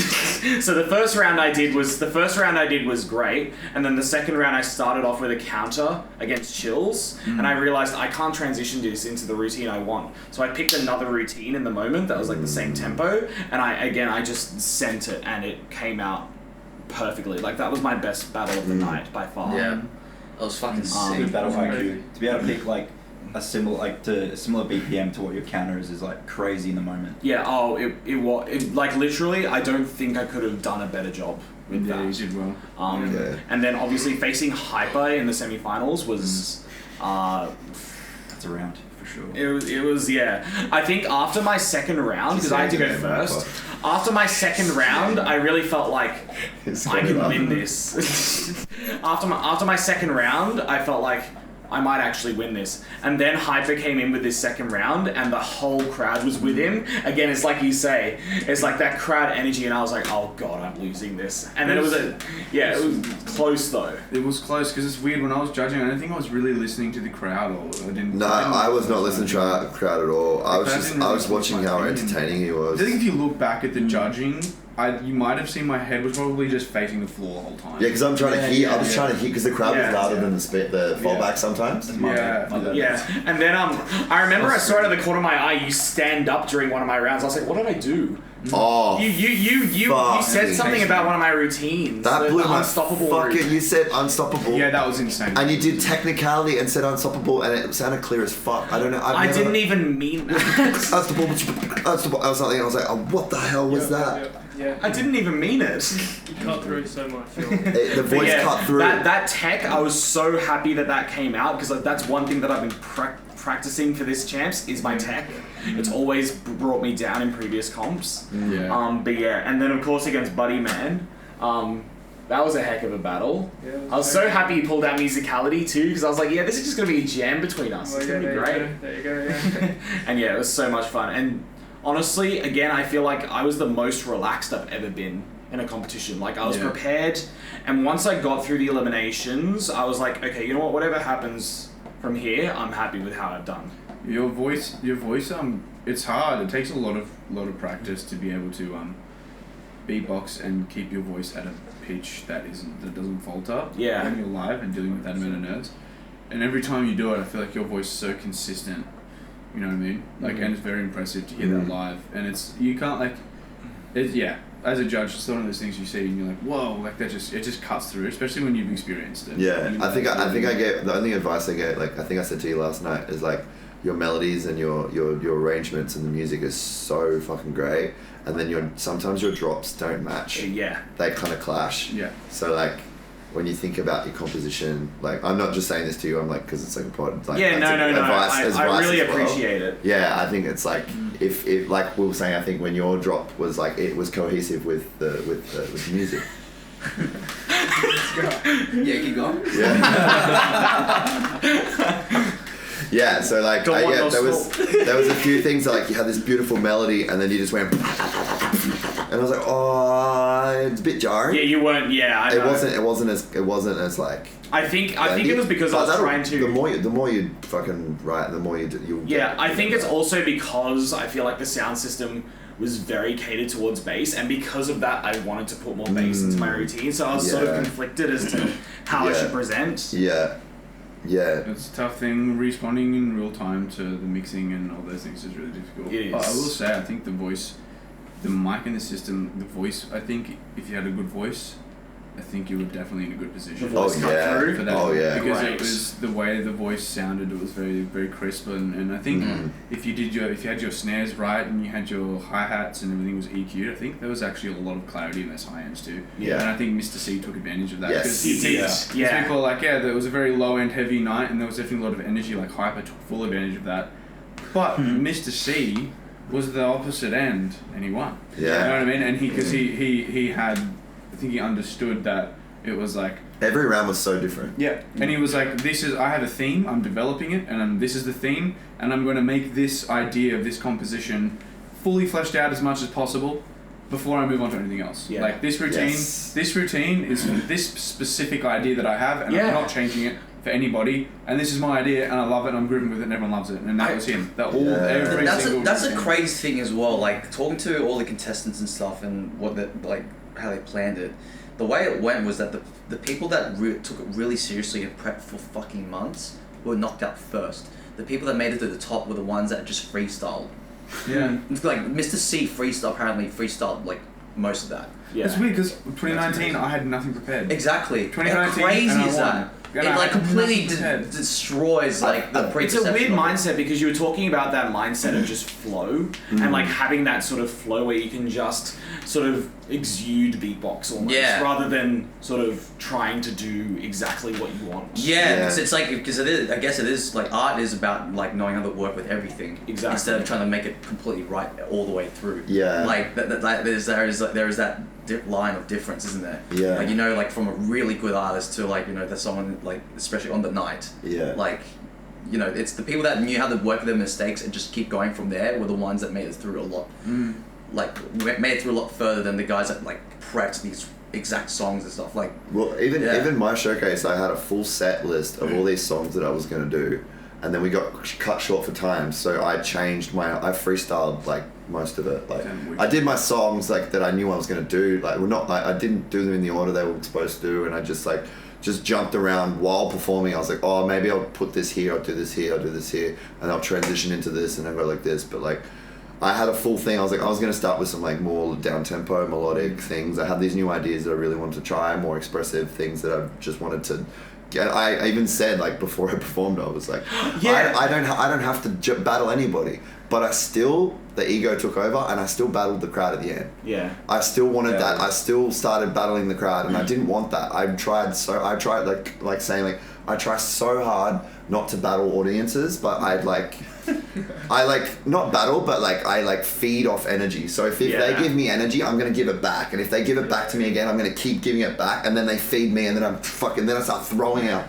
I'm throwing up the energy. It's not even a vicious cycle. It's a cycle that I get caught up in, and I don't like getting too caught up. I want to be able to control that because I think it was fun because it's a beatbox battle event. Yeah. I think the crowd again, they fed off that energy. Yeah. But the thing was like I come off and I was like, that's not what I planned. Like I planned this for like a couple months. Like I planned my set. Right. I was like, this is what I want to do. Like I've got this fucking routine that I want to try. And it was just completely different. And then I just went out and just fucking did Pirates of the Caribbean because I was like, fuck it. I just went off the energy and did techno again. I was like, it's like, the scale, the same old shit. I was like, well. But it was so good though. Yeah. I think mixing that with some of your newer, like the nostalgic routines with some of the newer stuff was perfect. Thanks. And the facts that I was saying before that it was all at the same tempo and it all just fit together. Yeah. Like it was just perfect. Thank you. Yeah. No, just that idea of just you're letting your ego or your mental take over with fear and nervousness. I think that happens with me as well when I perform. Like I thought I was gonna be really chill because I was like I was gonna do some vibration stuff. I was gonna do new bass tones and things that I have to be super relaxed for. But then even I think it was also just knowing that we just like very last minute got told that our set times have got cut right before I walked on stage. We're like, oh no, you've only got 10. I was like, because it was supposed to be 20. Yeah, but and then right before I walked on, Bilal's like, you gotta just do a quick one. I was like, just do a quick one. I was like, let me just fucking cut and paste in my head right now, like. Fuck. Because I was like, all right, I've got this whole piece that's gonna start here, it's gonna go there, and then I'm gonna do this and gonna go there. Like I made like a full show, like a 20-minute show, and then I just went, high energy for 10 minutes. I don't know. Fuck. The show started late, didn't it? Oh yeah. Yeah, mic testing took way longer than we thought it was going to because we had mic problems. Yeah, that's right. Yeah, that's right. We mixed a dead mic. Oh yeah, before you got there, I was beatboxing on this mic for them, and they were trying to mix it, and it was like. And then we tested it on another mic, the same mix, and immediately like blew out the sub speakers. And we're like, oh, this mic's actually dead. It's got nothing in it. Somehow they put a little bit of life in it to get sound out. Yeah, well, yeah. Like it was just, it was so funny. I thought that was just like dead. We actually liked the dead mic on the mix as well. Yeah. We just mixed a dead mic. Like that sounds sick. And you went on the other one. I'm like, oh god, it hurts. Ow! Why is that so fucking loud? And we're like, is there something wrong with that mic? Like, no, it's the first one. That's a dead mic. And everyone went, fuck, change mics. Yeah, so we ended up scrambling for mics. We were going to change to the E945s, and then we found some extra D5s, and it was a whole ordeal of just mixing the mics. Just to add into this, if you're going to be holding events, Queensland's been doing it, buy a new mic every time. Please. Yeah. Because remember, mics wear out. And then if you're going to have a comp with fairness, you need a fresh mic. Yeah. Like, to anyone out there that are doing events, don't recycle mics. You got to buy brand new mics. If not, then you're just going to be mixing a dead mic. Or even just like have someone to do a test of them beforehand. Like, I think a fresh one every year, dude. Like it's like if you go to events, like they always get like or even just hire a mic. Yeah, you know, just so some companies will let you hire a mic. Yeah. Then you return it and they're like, what the fuck did you do to it? You fucking destroyed our gear. 16 of the loudest fucking people in the world fucking on one mic. Oh, that's so fucking funny, man. One thing I wanted to ask about, Luke, actually, a new judging criteria. Oh yeah. I wanted to ask you about that because we had a brand new judging criteria for this champs that you've been writing up. All right. All right. It was more for the eliminations that we did online. That was what it was more for. Yeah. But I think it was the main thing that it was like a bit of a paradigm shift in steering away from terms like musicality, technicality, originality, and like crowd control, or and because I feel like they're like super subjective. They're super subjective. I don't think they're very concrete. Because when you say, oh, this person is musicality, it's like what defines musicality. Callum is just as musicality as Gale, because Callum focuses on the musicality of beats and there's like musicality. Yeah, you don't say a drummer doesn't have musicality. Yeah. Exactly. Yeah. And technicality, you can also say that singing is very technical too. Yeah. And then you can that's the things where I'm not really in crowd control. I'm not really judging based on. I feel like the crowd response is a result of good beatboxing. Yes. Yeah. You know what I mean? And I think even like stage presence and things like that, I think the best stage presence you can have is good beatboxing, because if your beatboxing is good, that's the most potent form of like stage presence, right? And so like I think I just kind of took those things and wanted to put it under like artistry, because I feel like that's more, I think that's a little bit more like artistry is kind of broad, and those concepts of crowd control and things, I think you can kind of quantify that a little bit more with how they react to the audience and how well they incorporate that idea. Yeah. But in things like originality as well, it's like that as well kind of falls under artistry for me too. Because I feel like originality just was a bit of a weird one, because I feel like it like saying that like, oh yeah, but this beatboxer just had a bit more originality, and like I've heard that so many times as a judge, and I'm like, I don't know what that means. I also feel like for me, I replaced that in my head with just like artistic identity. Yeah. Yeah, 100%. Because that's what we do. Like, Yeah. the artistry. Like, Yeah, because it's like, to be honest, nothing's original. Exactly, Yeah. and especially in beatboxing where now it's so heavily established, it's very hard to be 100% original. Yeah. Like, I still do lip oscillations, which you could credit to Gene Shinizaki, or someone who has popularized those sounds. Yeah, exactly. But ultimately, it's part of who I am as a You beatboxer. used to kick, you copied Razel. There you go. But like, yeah, it's like I used the spit snare. I copied BMG. Yeah. It's like there's so many there's so many sounds like you don't like you go, oh, this beatboxer is the first person to do like, I don't know, throat singing. It's like, no, you wouldn't know that. Why happens if there was like an old dude in the middle of the bush that has no connection? Bro, it dates back. He's just going to angles going, like, you don't fucking know. It dates back like, to Mongolian throat singing. Yeah, like you can't tell that. Like, there's fucking millions of fucking years on this earth, and you can't say that I'm fucking original. People gatekeep sounds as well. Like Azel, for example, he's like, yeah, I made that whistle. And No, it's he mine. didn't. And then he named it after himself, and he's like, yeah, that's mine now. It's like, no, like it's a fusion. It's a fusion of Yeah. different ideas for these to come together, and you. Exactly. I'm not gonna lie. I think it's very egotistic to say that I'm original. It's all fusions of everyone's human history coming together. Yeah. That's the beauty of beatboxing. Could you imagine everyone that makes pop music where like, I use that chord progression first? What are you doing? I wrote the first 12 notes. It's like, oh, what? I actually invented frequency. I remember a quote that I actually found during an art project in high school, which is steal like an artist. Yeah. And what that essentially means is you can take from lots of different sources to inspire your own style. Yeah. Because ultimately, I think everyone here can relate that your style is not necessarily made up of one source. It's not your own. It's the result of listening to many different influences. 100%. 100%. But yeah, the criteria that I was developing around it, I think I wanted to focus more on like the parameters of what music is. So thinking about music specifically, like sound, melody, harmony, rhythm, texture, structure, form, expression, like dynamics, tempo, and articulation, things like that. So we were, I think I don't have the sheet with me. I developed the little sheet for it. I don't know where it is. Is this the one with all the little numberings on the sides? Yeah. I had a lot of. I know it's here somewhere. I'm just going through it to try and find the document so I can show you guys. But it was all around the parameters of music, right? Because I think beatboxing is music, right? And I think like departing from that and trying to judge beatboxing as if it's like separate from music, I think is a little bit counterintuitive. Because as a beatboxer, you're employing all types of sounds.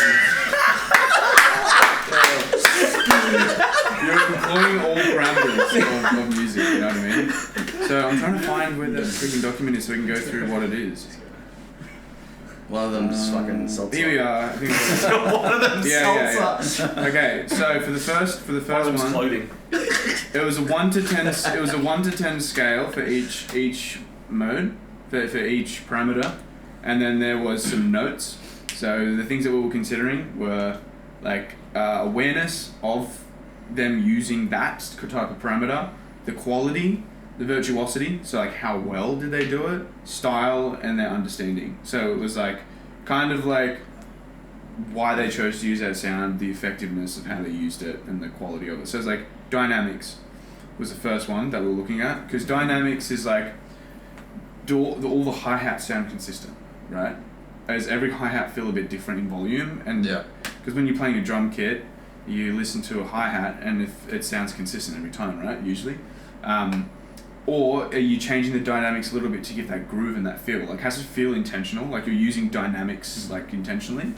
And that could also mean that, like, throughout the whole piece, is the dynamics just volume 10 the whole way through? You know what I mean? Or are you using sections to give breathe? Yeah. Spacing, yeah. Which leads to the next one, which is form. Form was the second one, because we feel like form is super important. The overall form of the piece, does it represent your idea well? Like, so are you considering the whole piece like as this routine? doesn't need to be traditional in any way, but does the form of the piece best suit your idea? Do you know what I mean?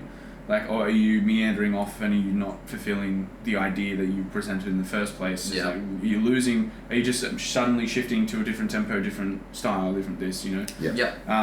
If so, why? You know, just considering those things, and then harmony. So like, that can be lip oscillations, or like just things like that. Just incorporating, like things that you do, But that could even be like throat bass. It could be like, I think you were doing some crazy, was it? Or something like that. It doesn't even have to be that, but it's mainly the awareness of like how you're stacking sounds on top of each other. And like, if they don't resonate well, it sounds muddy. Yeah, because it could be like your single note, but does it match with the tone of the drums? Overall tone of the drums and things like that. Yeah, does it sound tuned and does it sound like harmonized? You know? Yeah. So like, was there an awareness of harmony? You know, and then there was melody as well. So was there melody in your because like, I think it's really important for any technical beatboxer to have some kind of melody to attach themselves to. Oh yeah. As a hook. Yeah, because I know this can be quite controversial, but I feel like all the best technical beatboxers in the world have a melody to attach to. Yeah. Do you know what I mean? And it's like, not necessarily, it's like, if you're not using a melody, why? And like, I think using melody as well can also be like pitching drums in a way where it's like...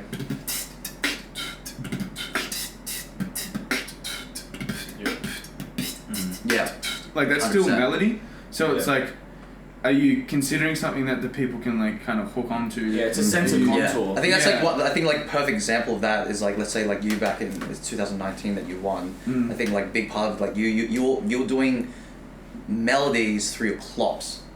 Right. Like it wasn't like a complete shoot, like it was like an A or something like that, but it was there was a tone that you could follow in your clops, and that is a big thing I think a lot of beatboxers don't understand, is that you can put a melody in just your percussions. Yeah. And like just the way you deliver and give a dynamic to a certain sound in where it sits in the bar, there is something to follow there. Yeah. Yeah. I did that with his wildcard round. Yeah. It was like he just did tech, but it sounded exactly like perfect. Oh, Yeah. But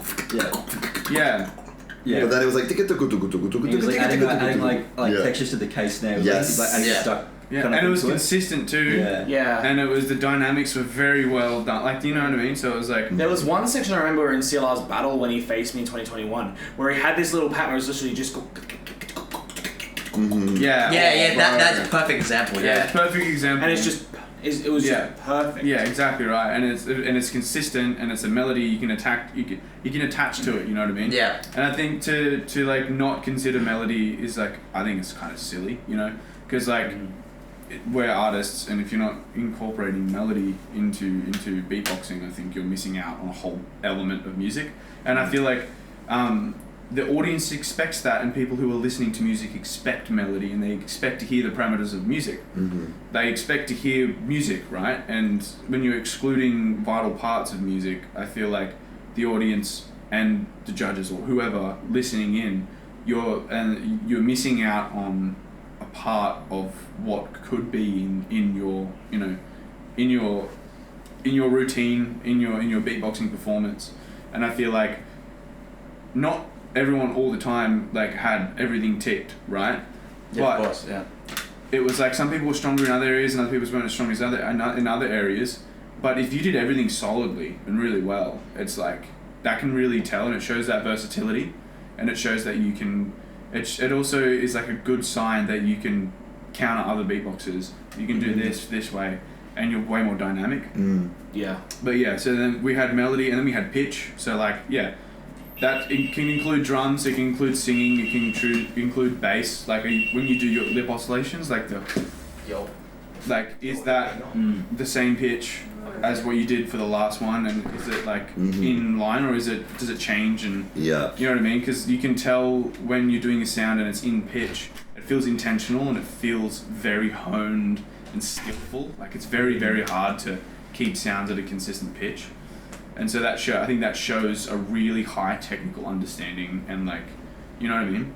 So pitch was in there, so pitch is across all domains of like sound. And then there was rhythm. as humans, we're rhythmic beings, and I think that, like, if there's a rhythm to attach to, it's good. You can be really good technical, but if there's no rhythm to follow along to, there's no metrics, you can organize it in a way, then it gets a little bit lost. Tempo is everything, you know, in time, so swinging, things like that. And then texture. So texture is a bit of a obscure one, but texture is like, because there are a lot of beatboxers out there that focus on textures, you know, and it's about how all the sounds come together to create this texture. And this different idea. timbres. Yeah, and the next one is timbre. The next one is timbre. So the quality is not necessarily the quality of your sound, but does the snare feel like it's like that? So, you know, people talk about that sweet snare, and it just sounds so nice. And you're Adam. like, whoa, that. Oh, that snare sounds like a normal pip. Yeah. It's literally just a tight mesh snare. Someone did a really nice fucking snare during the limb. I can't remember who it was. It was like one of those like. It was like a really nice like. I can't remember who it was, but I was just like, ooh. Like Hyper's throat bass, like the timbre of that and the quality and the texture of that. He has one of the best throat basses in Australia. It just filled up the entire space. Yeah, exactly right. So they're the things that we consider as well. Yeah. And then also sound production. You know what I mean? So that's like sound palette, your particular kinds of sounds, and the way that you do it. Are you considering all frequencies, like from the high ends to the low ends? You know, are you considering all of those things? And is your routine and the way that your sounds together, are they mixed well? Like, are your drums too loud so that we can't hear the bass? Or is the bass too loud where it washes out the drums, and like those kinds of things? So like leveling and sound production. And then the last one was artistry. So that was it. Yeah, I think honestly it's such a good revamp of the judging system. Because as you say, I think with the evolution of beatboxing going more towards musical expression, I think that it covers so many more aspects that I think could be missed by many of the old judging criteria and old judging styles. I think for me, like, just personally, I found it really good for the videos, because you could play it back and you could watch it again, and then I could look at one of those categories and then just keep an eye out for it while I was watching the video. But live, it was a lot. I think there was a bit too much going on. I was like, what? And then I'm like still writing it down, and then Gypsy's like, and the next person, I'm like, I haven't even written it down. Because you're keeping track of everything. So fast. That's why I think it was good that we had the scales. It was like on 0, 1 to 10 quick reference, and then just a quick note at the bottom. I mean, what stood out. Yeah, I didn't even have time to write a note. It was like, I was trying to pay attention to the video, like to each artist, and then just trying to focus in on what's happening, and then I'm like, which was that? I don't know what I think of that. Like, exactly, and it's still new, and it's like, because that one was specifically built for the online video. So then when you're on, even like judging, when you're up on stage but judging battles, it's always just like you're there and it's in the moment. Yeah. It's just But when it's eliminations, it's like there needs to be something that's a little bit more. Yeah. A little bit more quick. Yeah, for me, I just like I went through the paperwork, and like every name I read, I just thought like when I read that artist's name, if like something memorable of theirs came into my head, I was like, okay, that person goes into my list, and then we were talking about like, because I just could not like. I could not get the maths sorted out and everything in time. Like it was crazy. I was just like, all right, okay. When I read a name, I was like, something popped into my head. I was like, what was memorable about that? What really stood out to me? What was something that was good? It was tough too, because I feel like the judges were under the pump because we had 5 minutes to come up with a decision. Yeah. Wow. And there was 16 competitors. And then Raz like did the calculations and sorted out the average, and then we... Yeah, because we all had different top 8s, and we put it together, we averaged it out, and then we had a look at it, and we're like, is this a top 8? And then we made arguments for like, no, I think this beatbox should be here. Yeah. And then we all kind of like, went with like, okay. So it really was like a collective top 8. Yeah, and it was like, we all had different reasons why some people should have been here in the top 8, and other people were ranked higher and lower, and some of them was like, oh, whoa, really? Like, there was you could tell even on live on stage, the way the judges were judging, we like all had different opinions. I think our top 4 were all like very similar. Yeah. Each top 4 was like, whoa, and then the other 4 was like. I had a beatboxer that wasn't in the top 4 for you guys. So and mine was a bit lower. Yeah. You guys like had very similar top 4s. Yes. And some yeah. Can I just say thanks for first seed as well? It's well deserved. I was not expecting it actually. Yeah. I thought I was going to be maybe around 4th or 5th or something like that. It was a very strong finish, very strong. You just everything you did, man, was just very strong. Thank you. It's hard to fault the elimination, to be honest with you, man. Yeah. Wicked. It was so good, so much fun, but it was new. It was a new way to judge, and it was. Yeah. I think it was good to consider those a little bit more like. It is good, and it's good to like clearly define those areas as well. Because like, for example, the musicality stuff, like I feel like people sort of, especially beatboxers, they're kind of confused for just like singing melody. Yeah. All the time. And musicality can also be like the rhythm, the pitch and stuff. Yeah. It's not just Exactly right. Exactly. Musicality is the so like musicality is the whole idea, and musicality is the ability to utilize all parameters of music in a musical because way. If musicality was singing and you're like, I don't like singing, then you're like, oh well, I'm a bad beatboxer. It's like, well, like no, like you might have enjoyment in what you do that's really musical in your own way, but it's still musical. Like, so the way that technicality was defined. Yeah. If you look at what musicality means, technicality falls under the umbrella of musicality. So it's like, oh yeah, so we want you to rate the musicality of the beatbox, and it's like, yeah, that's what we're doing. That's judging. That's the whole point. Like, so like breaking musicality into a separate thing. It's like, what are you doing? Like, and I've always been kind of. I know some people might disagree with me, but I feel like I've always been at odds with like. Considering the crowd reaction, because to me that seems like such a business perspective. I don't know. I think what you said earlier though, how the crowd will react to good beatboxing. Yeah. I feel like at that point it doesn't really need to be judged. Right. See, for me, it's like there's a difference. Like crowd control, for me, is there's a difference between a forced crowd control and then something that's genuine. Like someone goes, whoa, like that was something that affected me personally. But if you're like, everyone makes a noise, clap your hands, but like it seems forced. You can tell it's like only because you want to get that point for crowd control. Like you think about y'all feeling? Hey, Sydney, are you there? Sydney makes some noise, bro. And you're like, but that's not who you are as a person. It's like it's funny. It's like someone really quiet and they're like. Make some fucking noise! Like,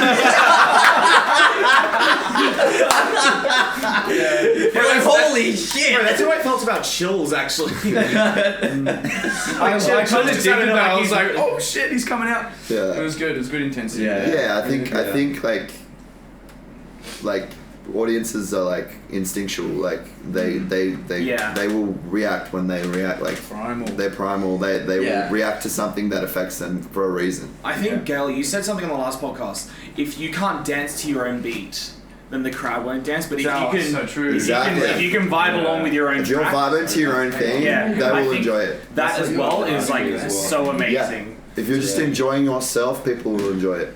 Yeah.